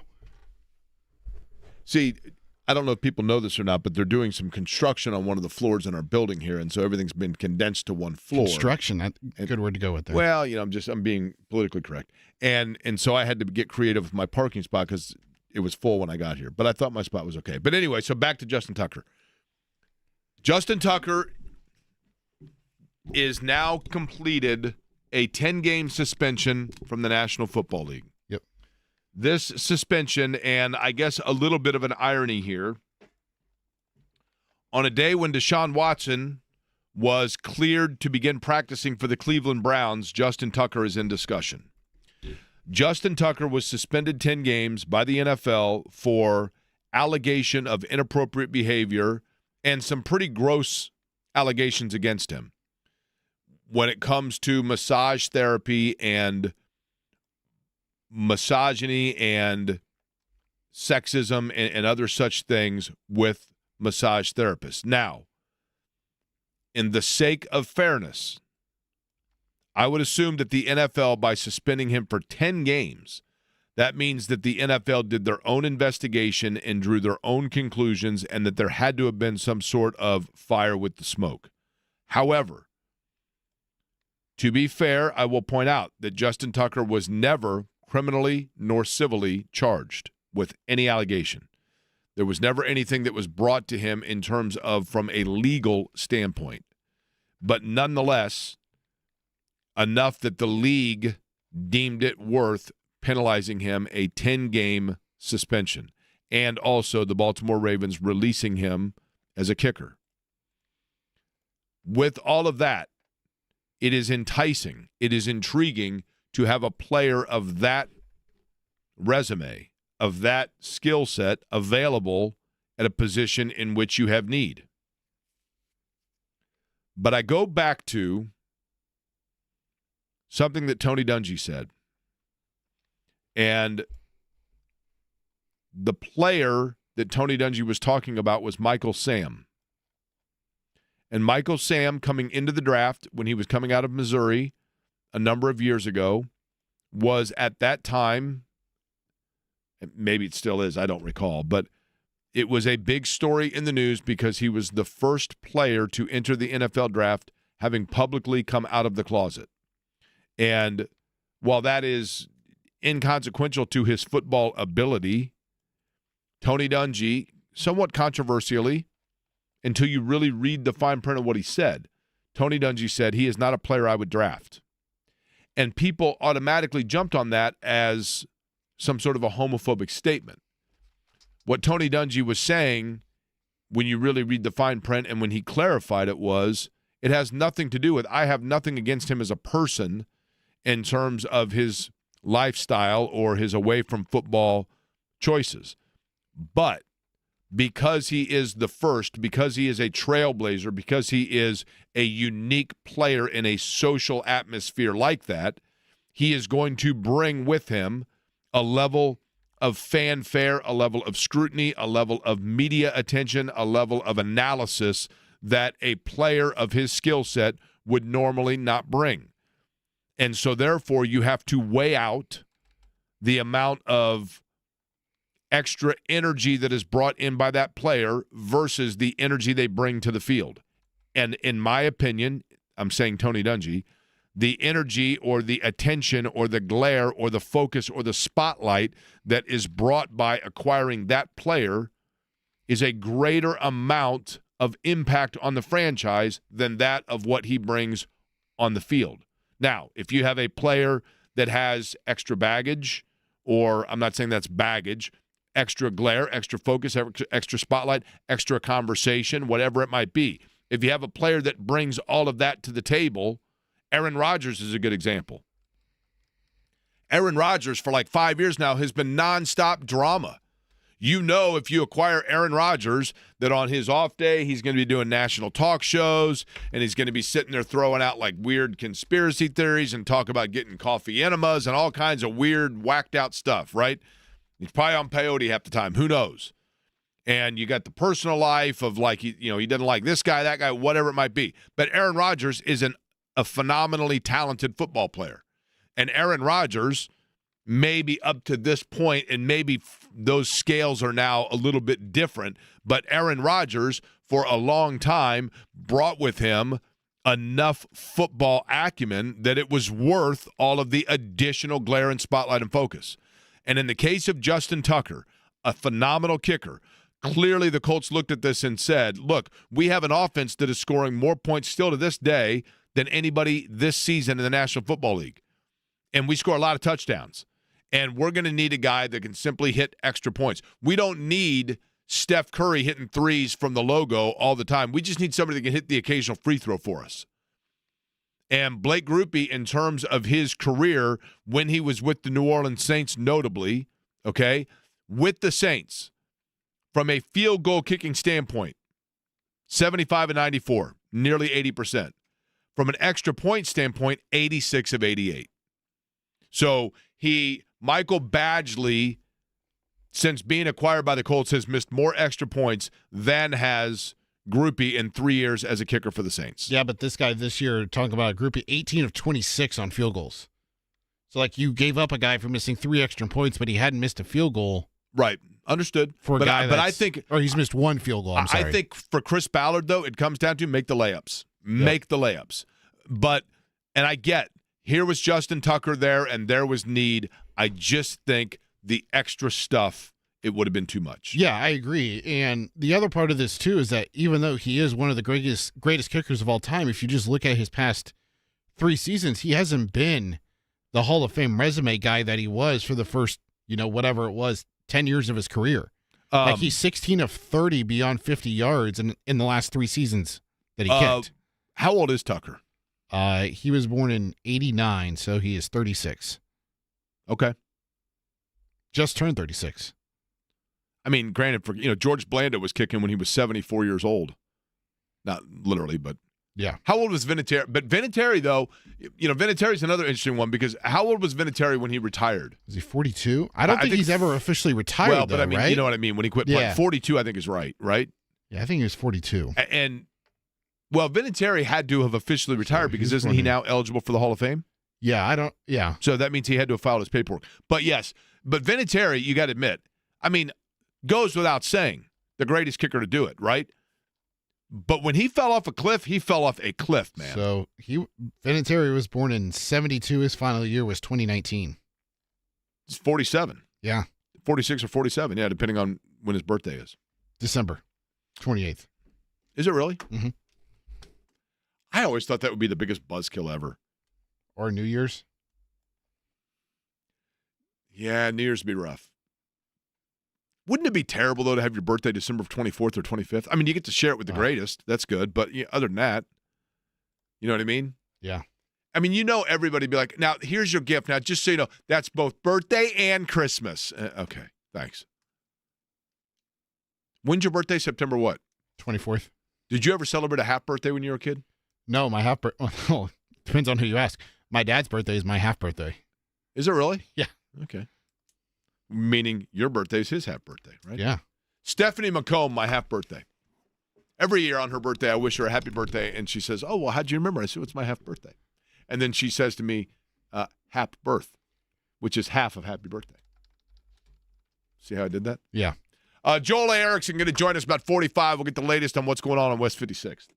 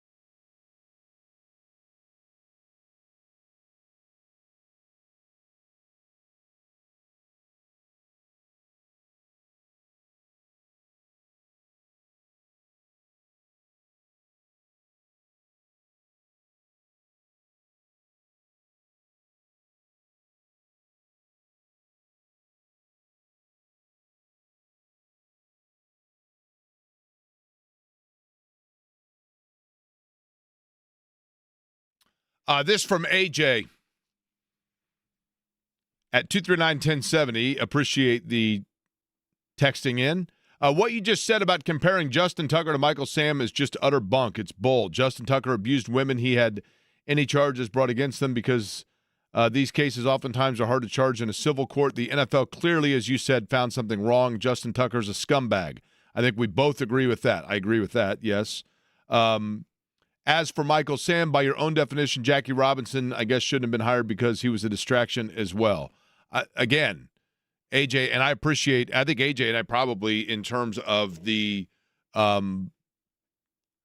the condemning Justin Tucker and at the same time applauding Michael Sam, I was not comparing the two. I was simply saying I was using the comparison of Tony Dungy, and it was the Michael Sam situation was simply the time where the thought process of analysis of a player that is a marginal roster player weighing in the media scrutiny that comes with it, be it fair or unfair, just or unjust. That was the first time that I had heard an executive or a coach or somebody who has the power to know and make those decisions admit that those things do factor in.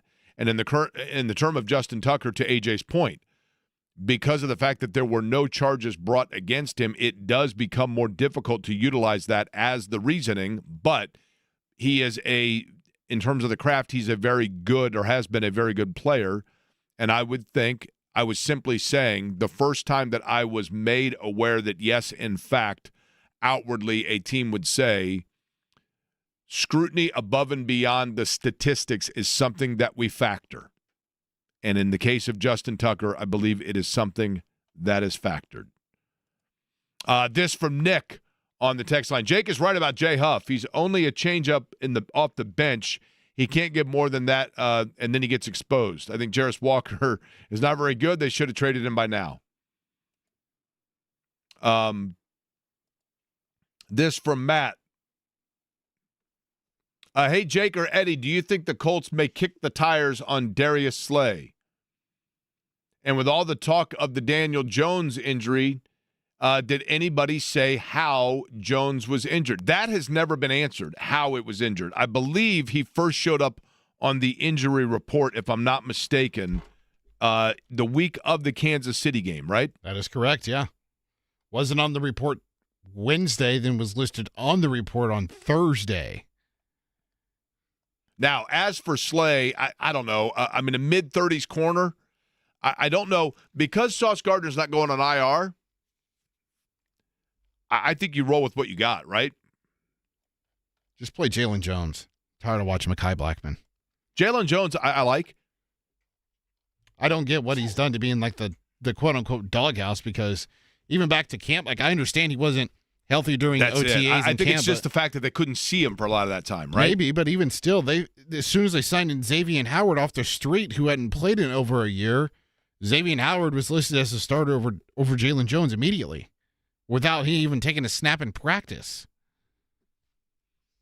But I'm with you on. I think at this point, because Gardner's going to miss, I would put it at 3 games. Now, if it gets beyond that, then you start getting curious about it. And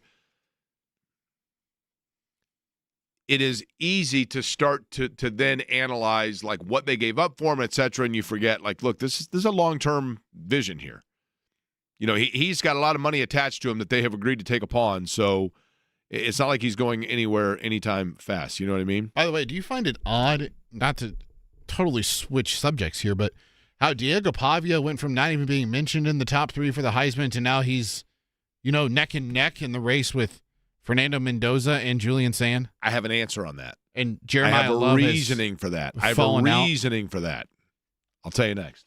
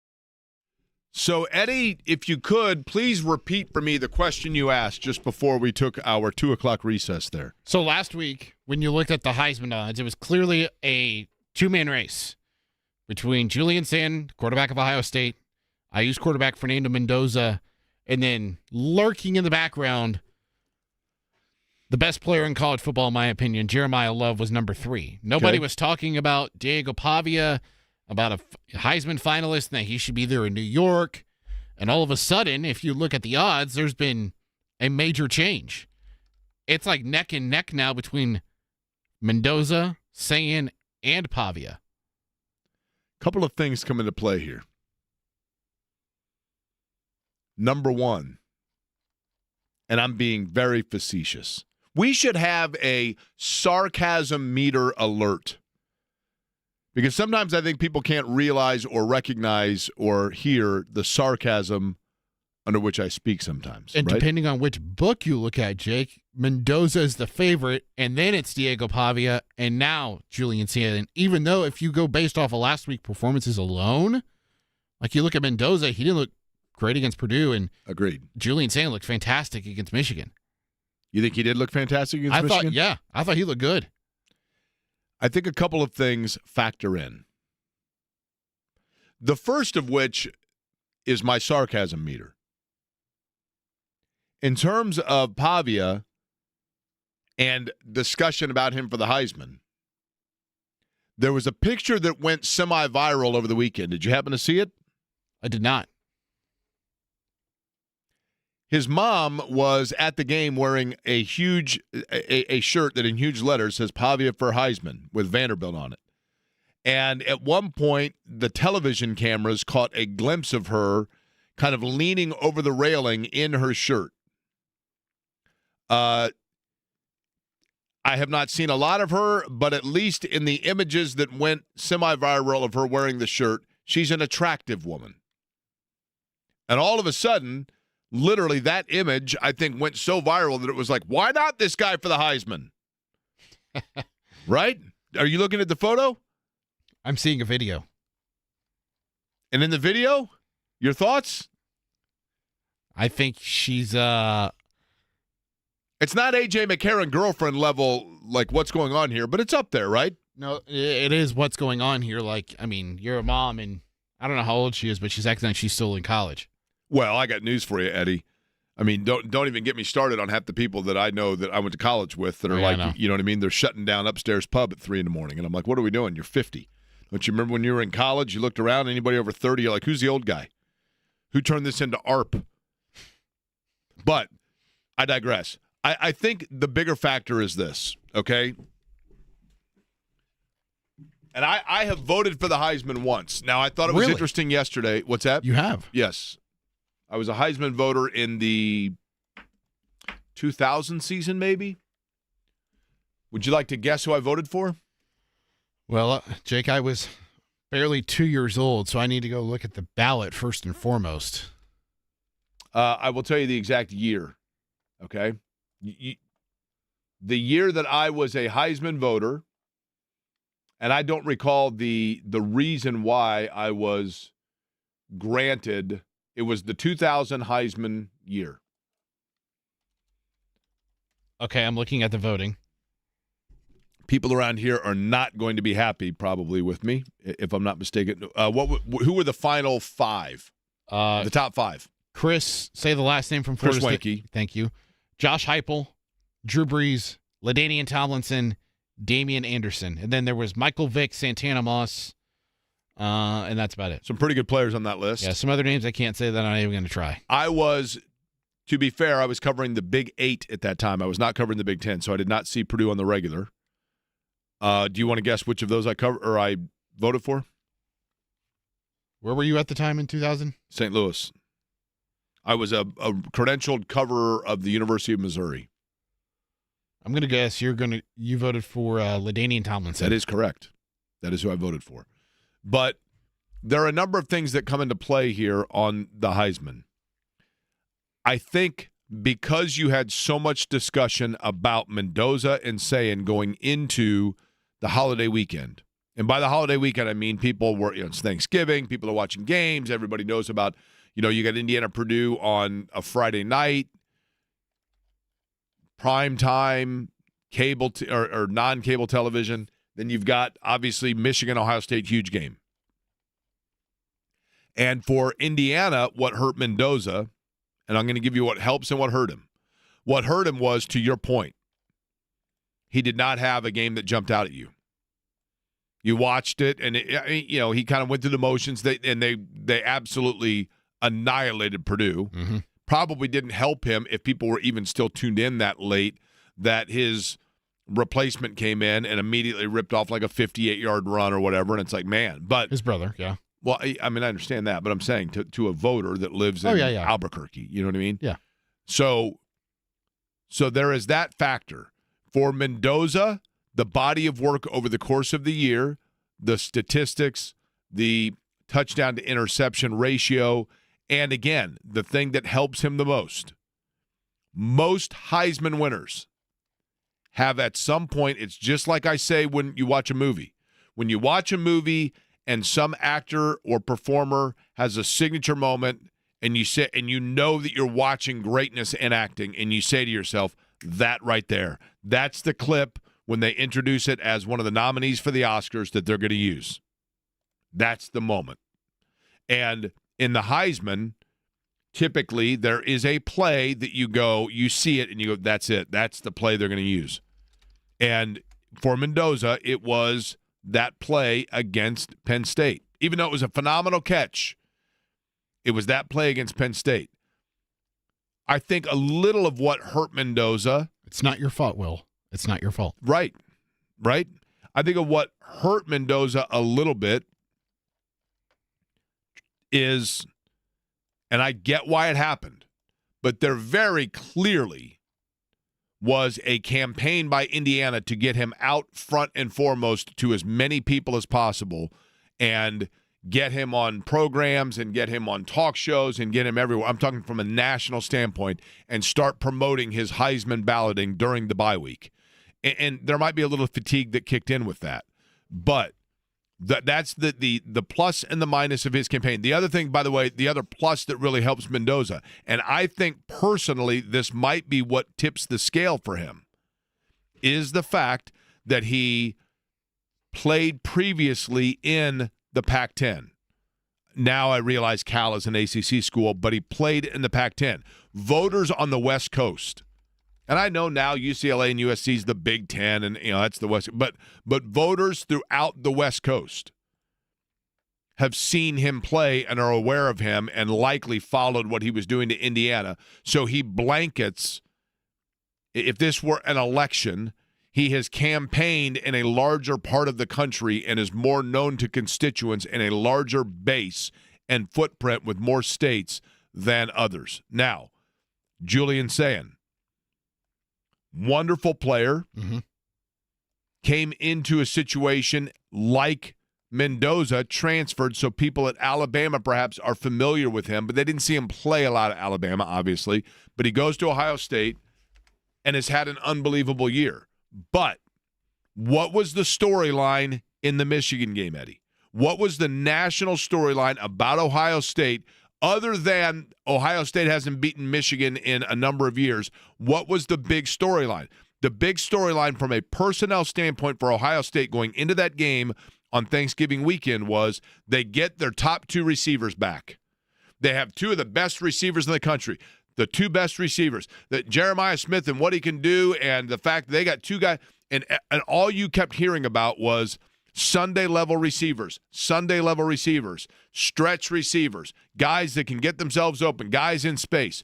And so there was so much discussion about the talent level of who he was throwing to that it then, even though he has been unbelievable, and I'm taking nothing away from Ohio State fans want to immediately hear something and go, see, the guy's a hater on Ohio State. I'm not saying that. I'm saying, pardon the pun, that with Julian Sayin, be it fair or not, he gets demerited a little bit by the fact that he is throwing to, and I'm not saying Mendoza doesn't have good receivers, but not to the level of what Ohio State has. I heard Joey Galloway and Kirk Herbstreit talking about this in the Heisman race, and Joey Galloway asked Kirk Herbstreit, who was the best player on Ohio State, and he said Caleb Downs. Yes. And then he goes, okay, who's number 2? He goes, is it Jeremiah Smith? He goes, you could say that, or you could say Carnell Tate. And he was like, see what you're doing? It's right. like, exactly. You've got Julian saying here, and what you're doing is you're pushing him down. Correct. That is exactly correct. It goes back to kind of like the whole C.J. Stroud thing, too, when he was coming out of the draft. And, like, people were questioning whether or not how good he was as a quarterback just because of the fact that he was throwing to Emeka Ibuka. He was throwing to Jackson Smith and Jigba, Marvin Harrison Jr., Jeremiah Smith. Like, he was throwing to all of these dudes that are NFL-ready type of players. And listen, Eddie, this is what has hurt, in my opinion. There are two things, speaking of Ohio State football, two things that really hurt Trevor Lawrence. One of them was getting airdropped into the Urban Meyer fiasco as a rookie, because I think the rookie year is so important for a player.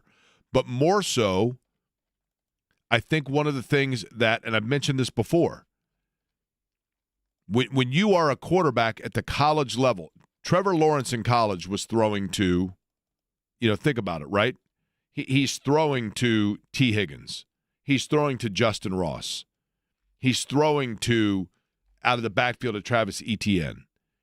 He's throwing to guys that are all playing on Sundays. Wayne Gallman. Wayne Gallman was there as well, who was a good player, right? Another NFL guy. But when you are throwing to guys that have window. Was Sammy Watkins there with him? No, Watkins was Taj Boyd, was before him. But when you're throwing to guys that have window, okay, then you don't have to learn timing. It's just boom. And I think that, and I'm not, and Julian saying, I'm not saying he hasn't had to learn timing, but not like he's going to have to learn in the NFL. It goes back to the Peyton Manning line with Tom Moore when Tom Moore said, why didn't you throw that ball? And Peyton Manning said, well, there wasn't a window there. And Tom Moore said, there was an NFL window. You got to get out of Tennessee. You're not in Tennessee anymore. It's the same thing. Mm-hmm. But for Julian Sayin, who's a wonderful player, but I think during that Michigan game, people watched that, and what they heard was that talk about those receivers so much that then it became, well, I don't know. And then people started to ask themselves, okay, if Mendoza isn't playing and starting for Indiana, how many games do they still win? And while the answer to that is probably 8, then they see on national television Fernando Mendoza being taken out late in the third, early in the fourth quarter, and his little brother coming in and immediately making plays, and it's like, gosh, maybe a system guy. With Sayin, because of all that talk, they're like, gosh, maybe a system guy. So then you naturally say to yourselves, what other offerings are on the menu? Vanderbilt football? What do I know about Vanderbilt football? Leonard Coleman, defensive back, Indianapolis Colts draft pick, first one in Indianapolis in 1984. That's what I know about Vanderbilt football.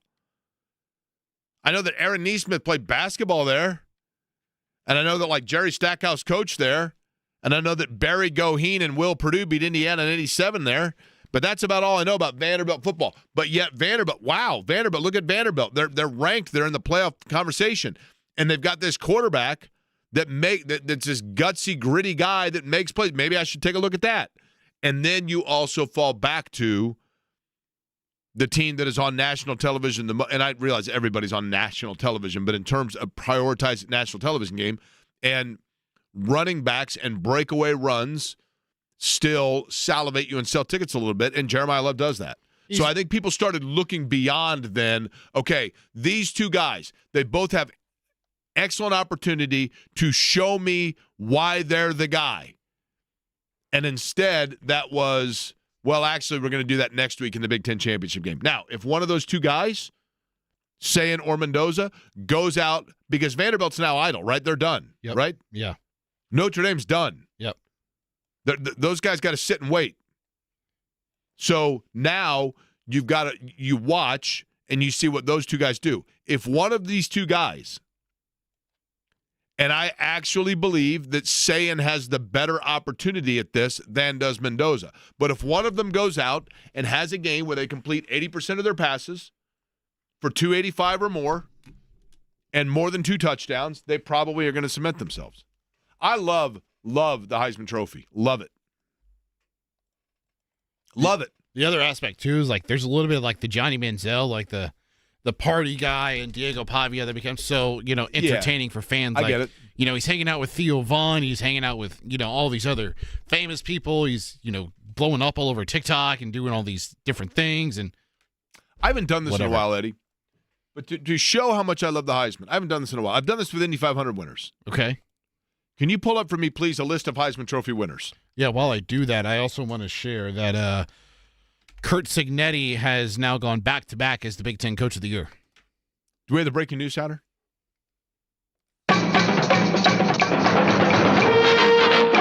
News in the Big Ten, Eddie. Would you like to share, please? Yeah, Kurt Cignetti has been named as the Hayes Schlembecker Coach of the Year and Dave McClain Coach of the Year.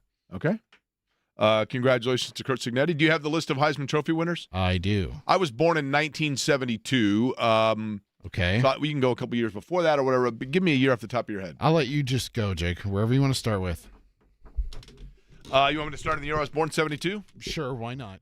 I'm going to go with 72 was Johnny Rogers, Nebraska, right? Yep. 73, John Capoletti. 74, 75, Archie Griffin. 76, Tony Dorsett. 77, Earl Campbell. 78, Billy Sims. 78, yes. 79, Charles White. 80, George Rogers. 81, Marcus Allen. 82, Herschel Walker. 83, Mike Rozier. 84, Doug Flutie. 85, Bo Jackson. 86, Minnie Testaverde. 87, Tim Brown. 88, Barry Sanders. 89, Andre Ware. Should have been Anthony Thompson. 90, Ty Detmer. 91, Desmond Howard. 92, Gino Torretta. 93, now it gets foggy. Charlie Ward. Yep. 94, Rashawn Salam. Yep. 95, Eddie George. Yep. 96, Danny Warfel. Yep. 97, Ron Dane. No. Give me the school for 97. Michigan. Charles Woodson. 98, yes. Ron Dane. Nope. 90. Oh, gosh, I would have thought 97. 98 was. Give me the school. Texas. Oh, Ricky Williams, man. Yeah. All right, 99, Ron Dane. Yes. 2000, Chris Wenke. Yep. Then it gets real murky. 01, school. Nebraska. Oh, that's Frost? No. Eric Crouch. Yes. Yeah. Okay. 02, school. USC Trojans. See, then it gets you get into Carson Palmer. Bingo. Then later you get Leinart in there. Reggie Leinart Bush, was which 04. was then vacated. Reggie Bush was 05. Has it now been given back to him? I think it was given back to him. Yeah, so those are 04 and 05. Leinart and Bush 03. Oklahoma. Quarterback. Josh Heupel? No. Jason White? Yes. See, unfortunately, we got into this era where it simply was just going to the quarterback of the best team. I mean, in no world was Jason White the best player in college football that year, right? Or Eric Crouch, for that matter. He had a good year, but no way. Anyway, when I was a kid, I loved the Heisman, clearly, right? Yeah. Bo Jackson, I do know this. Bo Jackson in 85, closest Heisman balloting ever. Do you want to guess who was the runner-up that year? If you get this right, I will give you $1 million. Is this Robin the Genie coming out? Did you hear a noise, by the way? I didn't hear a noise, but I felt a breeze. A small breeze? Just out of curiosity. Oh, what do you know? In fact, and it's not a bottle that he came out of because the Java it was one of the Peel and Pour pods from Java House. That is correct. I love the Colombian. I particularly enjoy the Query bundle from the fan. At JavaHouse.com with my 25% off. Yeah, that's correct, Robin. Robin the Genie has a question for you, Eddie. Okay, Robin, what's your question? Eddie, if you can tell me when Bo Jackson won the closest Heisman balloting of all time in 1985, for $1 million, can you tell me the Iowa quarterback that year that was the runner-up? I wish I could, but I cheated. Did you look it up? I did. It is not long, rather, or it's not short, rather, but long, correct? Yeah, and I believe we had a meteorologist in town. I don't know if he's a meteorologist, but he worked at WTHR. That would be Chuck Lofton. Yeah. But this is Chuck Long of Iowa. Yeah. Chuck Long of Iowa, the runner-up in the closest balloting of all time for the Heisman Trophy. Pacers in action tonight, taking on the Denver Nuggets. Do we have word yet? Thank you, Eddie. On the status of the Joker. Probable. That's all it says. That Jokic is probable for tonight. Jamal Murray questionable. He is dealing with a sprained right ankle. The Nuggets will be without Julian Strother and Aaron Gordon, as well as Christian Not to be confused with Christian Brown. Christian Brown has something in common with that Vanderbilt quarterback. And I would put Jackson Dart and as well, who was the BYU quarterback that the Jets took that was a disaster recently? Wilson? Wilson. Zach Wilson. Those guys all have something in common. Are you familiar with this? Well, considering you looped in Pavia from earlier, considering the nature of, Zach Wilson, I think I know where you're going with this, Jake. I know where you're going. I'm looking up to. I'm strictly going off of memory here with Christian Brown, who had played at Kansas and was drafted by the Denver Nuggets. But I think I'm correct in this. Can you Google and confirm whether or not I'm correct? Okay. What am I Googling? Does he have something in common with the others? And this is how you know I'm a guy in my mid-50s when it comes to sports, right? And it's not going to get you in trouble with Shannon. No. They have attractive mothers, right? Yeah. I believe Christian Brown does as well, right? I'm trying to find a photo. The Google search tells me that I'm correct. Joel Erickson will save us and will save us mercifully, and he will do so with the latest from West 56 next.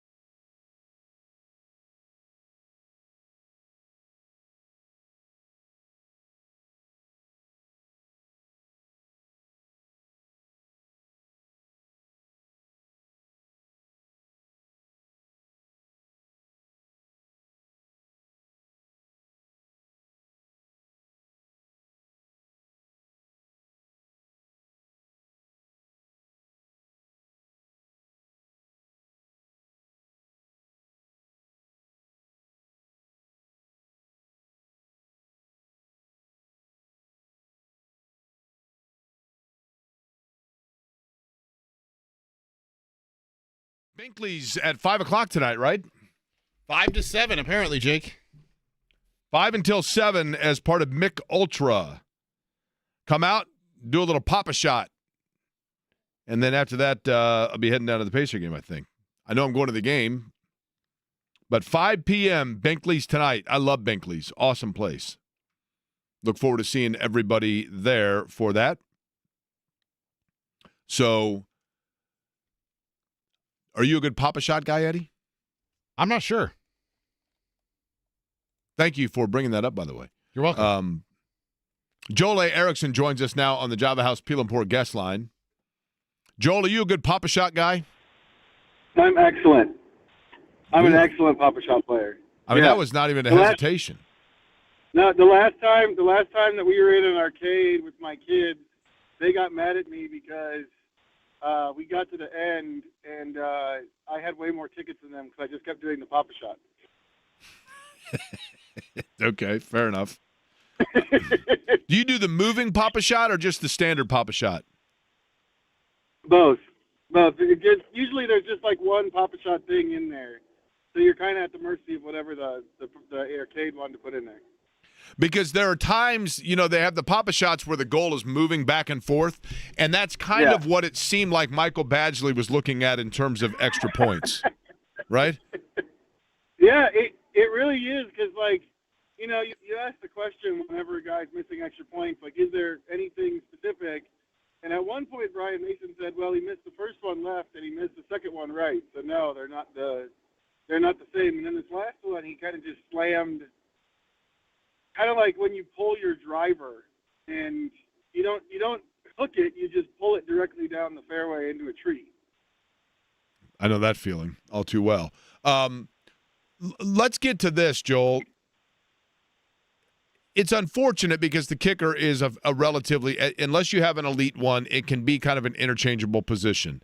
And it's only noteworthy when you make a kicking change late in the year when, I shouldn't say it's only noteworthy when, but it becomes more noteworthy when one of the greatest kickers in the history of the game is a guy that you brought in and you decided not to go with. And I had forgotten about this, and I want you to tell me if you think this was a factor. Justin Tucker is a guy that has been a very, very good kicker in the National Football League, undoubtedly. He was never criminally nor civilly charged with allegations of inappropriate behavior with massage therapists and sexual harassment, essentially. He was never charged with that. But the NFL did their own investigation, suspended him 10 games. Do you believe, and I would totally understand and support this, but do you believe the Indianapolis Colts being led by an ownership group of women factored into why he was not signed? I really don't know if because the thing is, I would think that in that case, if it played a role in him not being signed, I would have thought that he wouldn't even bring him in for the tryout. If the stance was that strong against the allegations that 16 massage therapists in the Baltimore area made, I would have thought you wouldn't have brought him in for the tryout. I really don't have any thought of or answer to go on based on prior history of whether or not that would have played a role. With the kicker that they end up going up with, what can you tell us about him, Blake Grupe? He's got a bigger leg than Michael Badgley. The idea that he's a guy who's kicked, I think, either 15 or 16 kicks that he's made from 50-plus yards. Now he's missed. The trade-off here is that he's missed a significant amount of field goals in his career, too, especially this season. But he does have a bigger leg. Coming into this year, I think he was supposed to be the Saints franchise kicker. And I know in New Orleans they were a little bit surprised when the Saints released him, not because they thought he was kicking better than the Saints did, but just because what do the Saints have to lose by keeping a young kicker who's struggling? I think that the biggest thing the Colts are betting on here is just that Brian Mason knows him. He's worked with him before at a time of year when any kicker you bring in is some level of uncertain. I think they're kind of betting on that familiarity to kind of get Grupe back to something closer to what he was last year when he was a solid NFL kicker.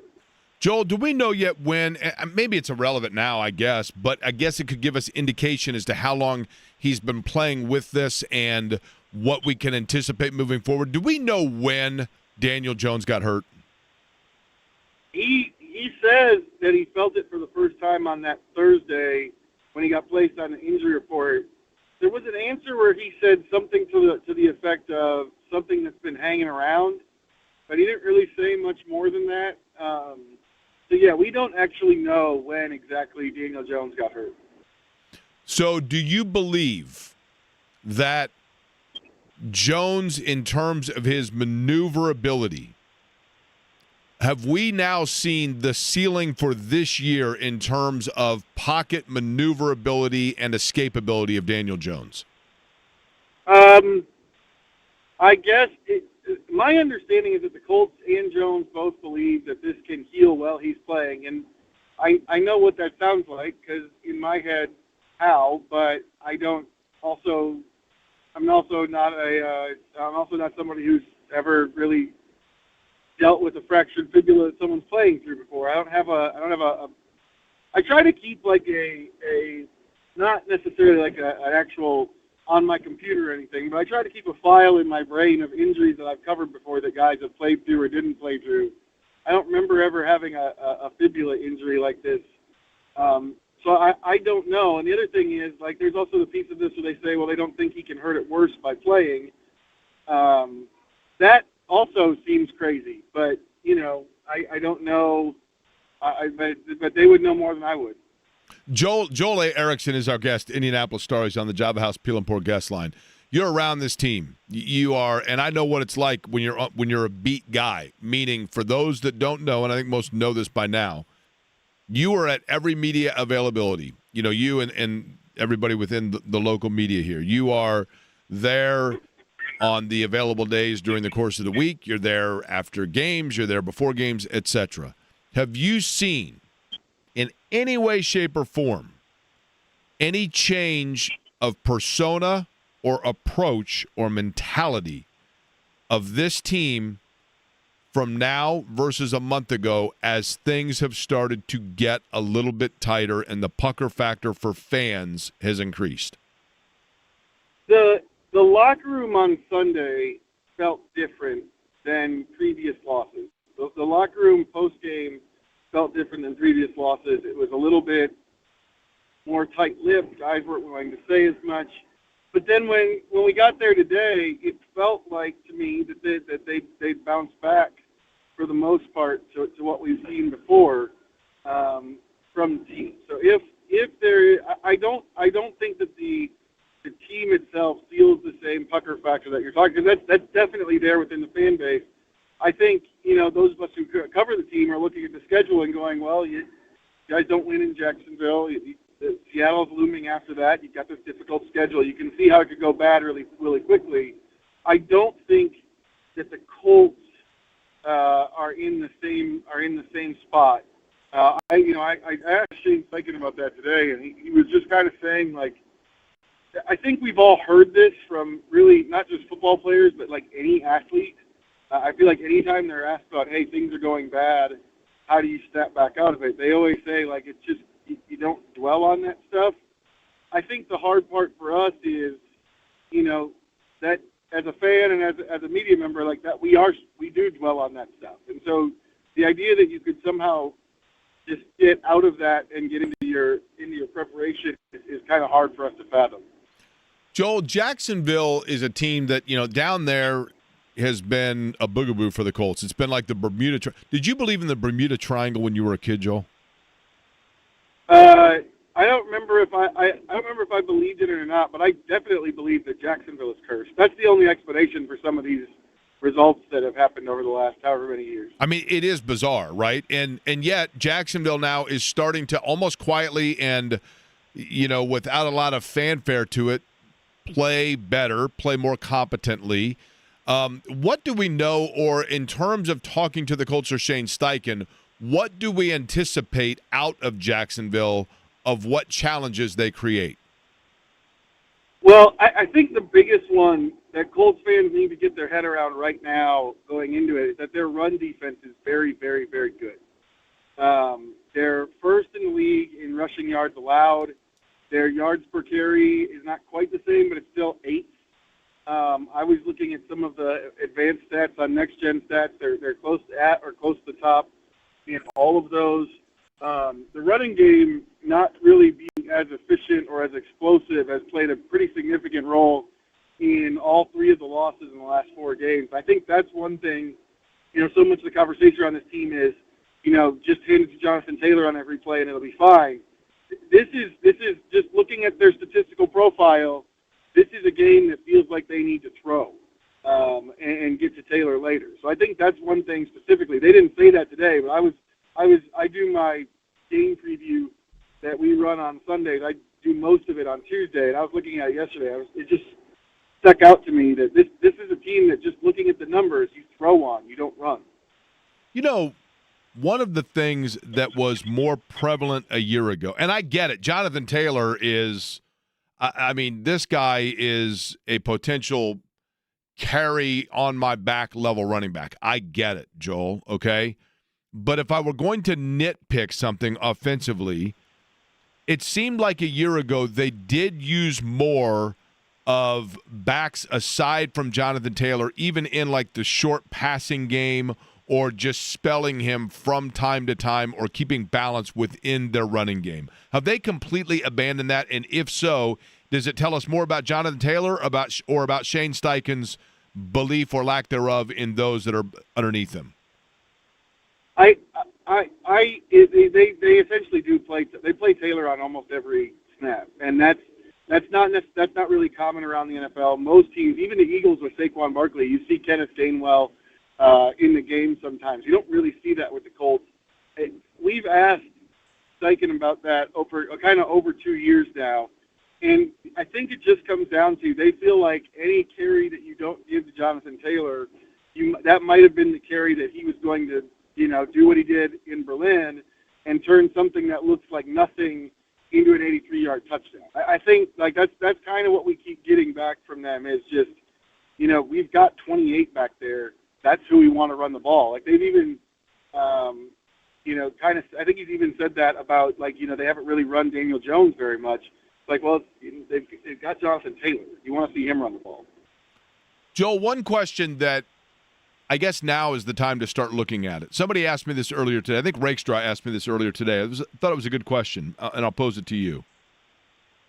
I've resigned myself to the fact now that, and I think it makes sense, when you have Alec Pierce that is going into free agency, and that's going to be a priority. He's become their number one guy. A.D. Mitchell's now in New York, so you can't necessarily elevate the position each guy a level here. So if they go and they franchise Daniel Jones, which I think they will do because they want to free up money in particular for Alec Pierce, you got to address that first. But if they franchise Daniel Jones, does that tell us it's because they simply are doing it to give themselves financial flexibility to shore elsewhere, or is it because they are buying themselves that much more time to figure out whether or not he is the multi-year guy? I think the next 5 games will tell us that. I think whatever happens down the stretch is going to tell us that. Because I know that the Colts feel like he has played better over this stretch than the numbers necessarily say he has. But I do think, it's impossible to ignore the fact that they've lost 3 of 4. There were turnovers early. There have been some incompletions later on. Again, I thought in his last game he played pretty well, but just the totality of the 4-game stretch, there's some reason for worry. But I really think this last 5 games, whatever happens in this last 5 games, is going to tell us when they make that move to franchise him, what their intentions might be. Joel A. Erickson, Indianapolis Star, Java House, Peel and Pour guest line. This is by far the most professional interview we've done with you, by the way. Right? Are you disappointed? Well, no. You guys opened the segment by playing in the bumper music was the third down music from when I was at Missouri. So I'm feeling really good the whole time. Eddie, was that true? Was that by intention? Did not even know that. Now, what song was it again? Is it Ram Jam? Is that what it's called? That was Black Betty by Ram Jam. So Black yes. Betty, that's what it is. Yeah, Ram Jam. It's Yeah, the band is Ram Jam. That Black was in the Betty's movie Blow, song. right? Isn't that right? Maybe. I think I've only seen Blow once. Okay. Well, probably in some aspects, that's a smart thing. All right, Joel. Appreciate it, man. We'll talk to you soon. All right. You bet. We'll see you. Joel A. Erickson joining us on the program. JMV, by the way, 5 o'clock tonight, Binkley's, I will be there. The Mick Ultra Mini Hoop Challenge. Basically, it's Pop Shot Challenge, and it is fun. We did it a year ago. Chance to win all kinds of prizes. Would love to see it. I will be there from 5 until 7 and then headed down to the field house for the Pacers and Denver Nuggets. Hoping to see everybody at Binkley's, a fabulous place on College just south of Broadwell. JMV's up next. We'll find out what he's got cooking as well when we do the crossover, brought to you by the good guys at Love Heating and Air. Love-HVAC.com is the website. 317-353-2141.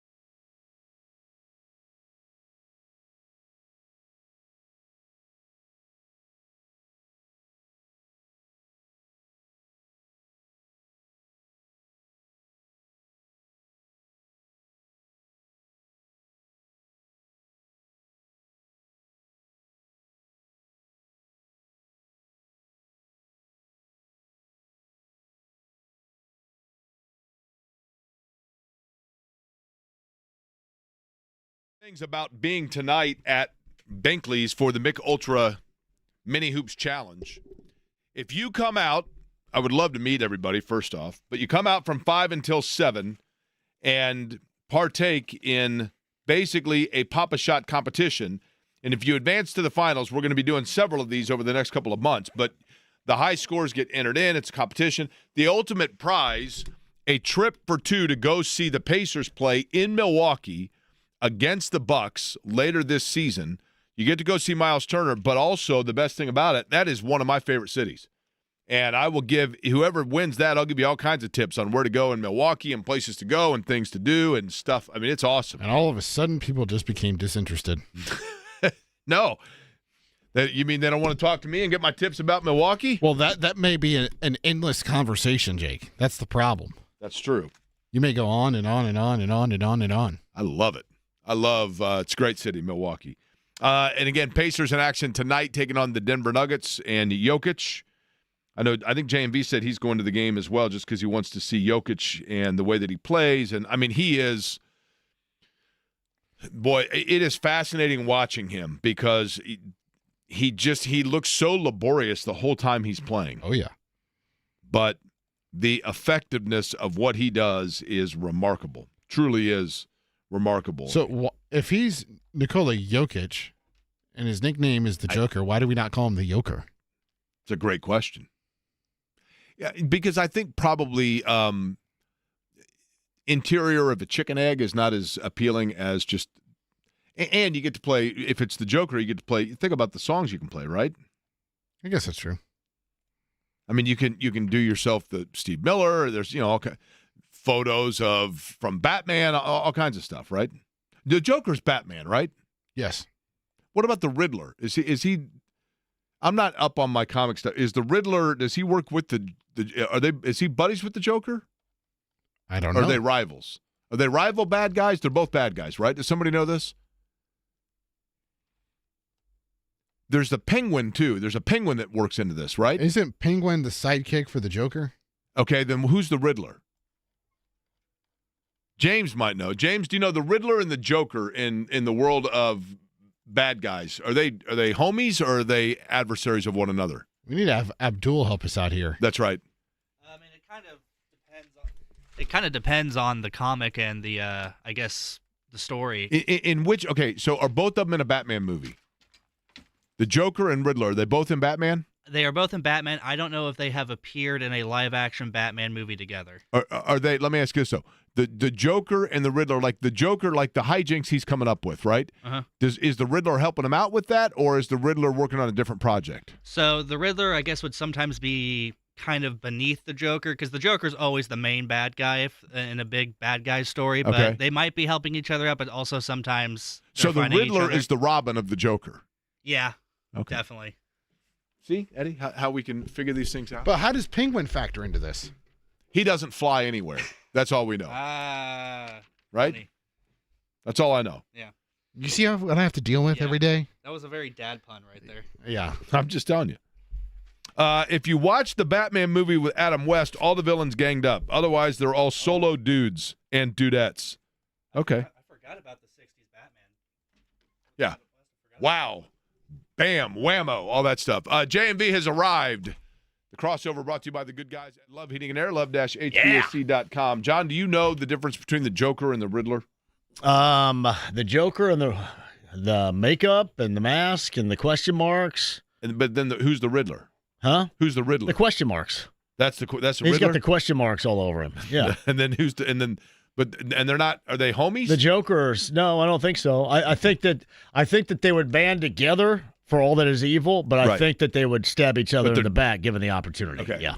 Gotcha. All right, fair enough. Like the Penguin, too, and yeah. I get to be at Binkley's, by the way, coming up at 5 o'clock. Man, I love Binkley's. Hey, give some love to my friend. I love Binkley's. It's a great place. Yeah. Great place. It is. What's lined up in the big program today? Duraco's going to be on here. Duraco will talk Jaguars. We'll talk Colts. And I think Kev's on here a little bit later on. A big week tomorrow down in Columbus at the Garage in Columbus, Indiana. Cool. Larceny Bourbon Locks, Luna's Old Tequila Shots. Taking it big on the road, right? Cannot wait. Tiebreakers on Mass Ave on Friday. Never been there before either. That's a new joint you said, right? It is. I'm excited. Cool. So, all right, John's brothers. up next. Previewing a little Colts, Jags. Kevin DeRocco, who's got a great voice from down in Jacksonville, will be with them, and we will be back with you at noon tomorrow. I thank you for listening. 5 o'clock. Hope to see you out at Binkley's. Thanks for listening to Corey & Company.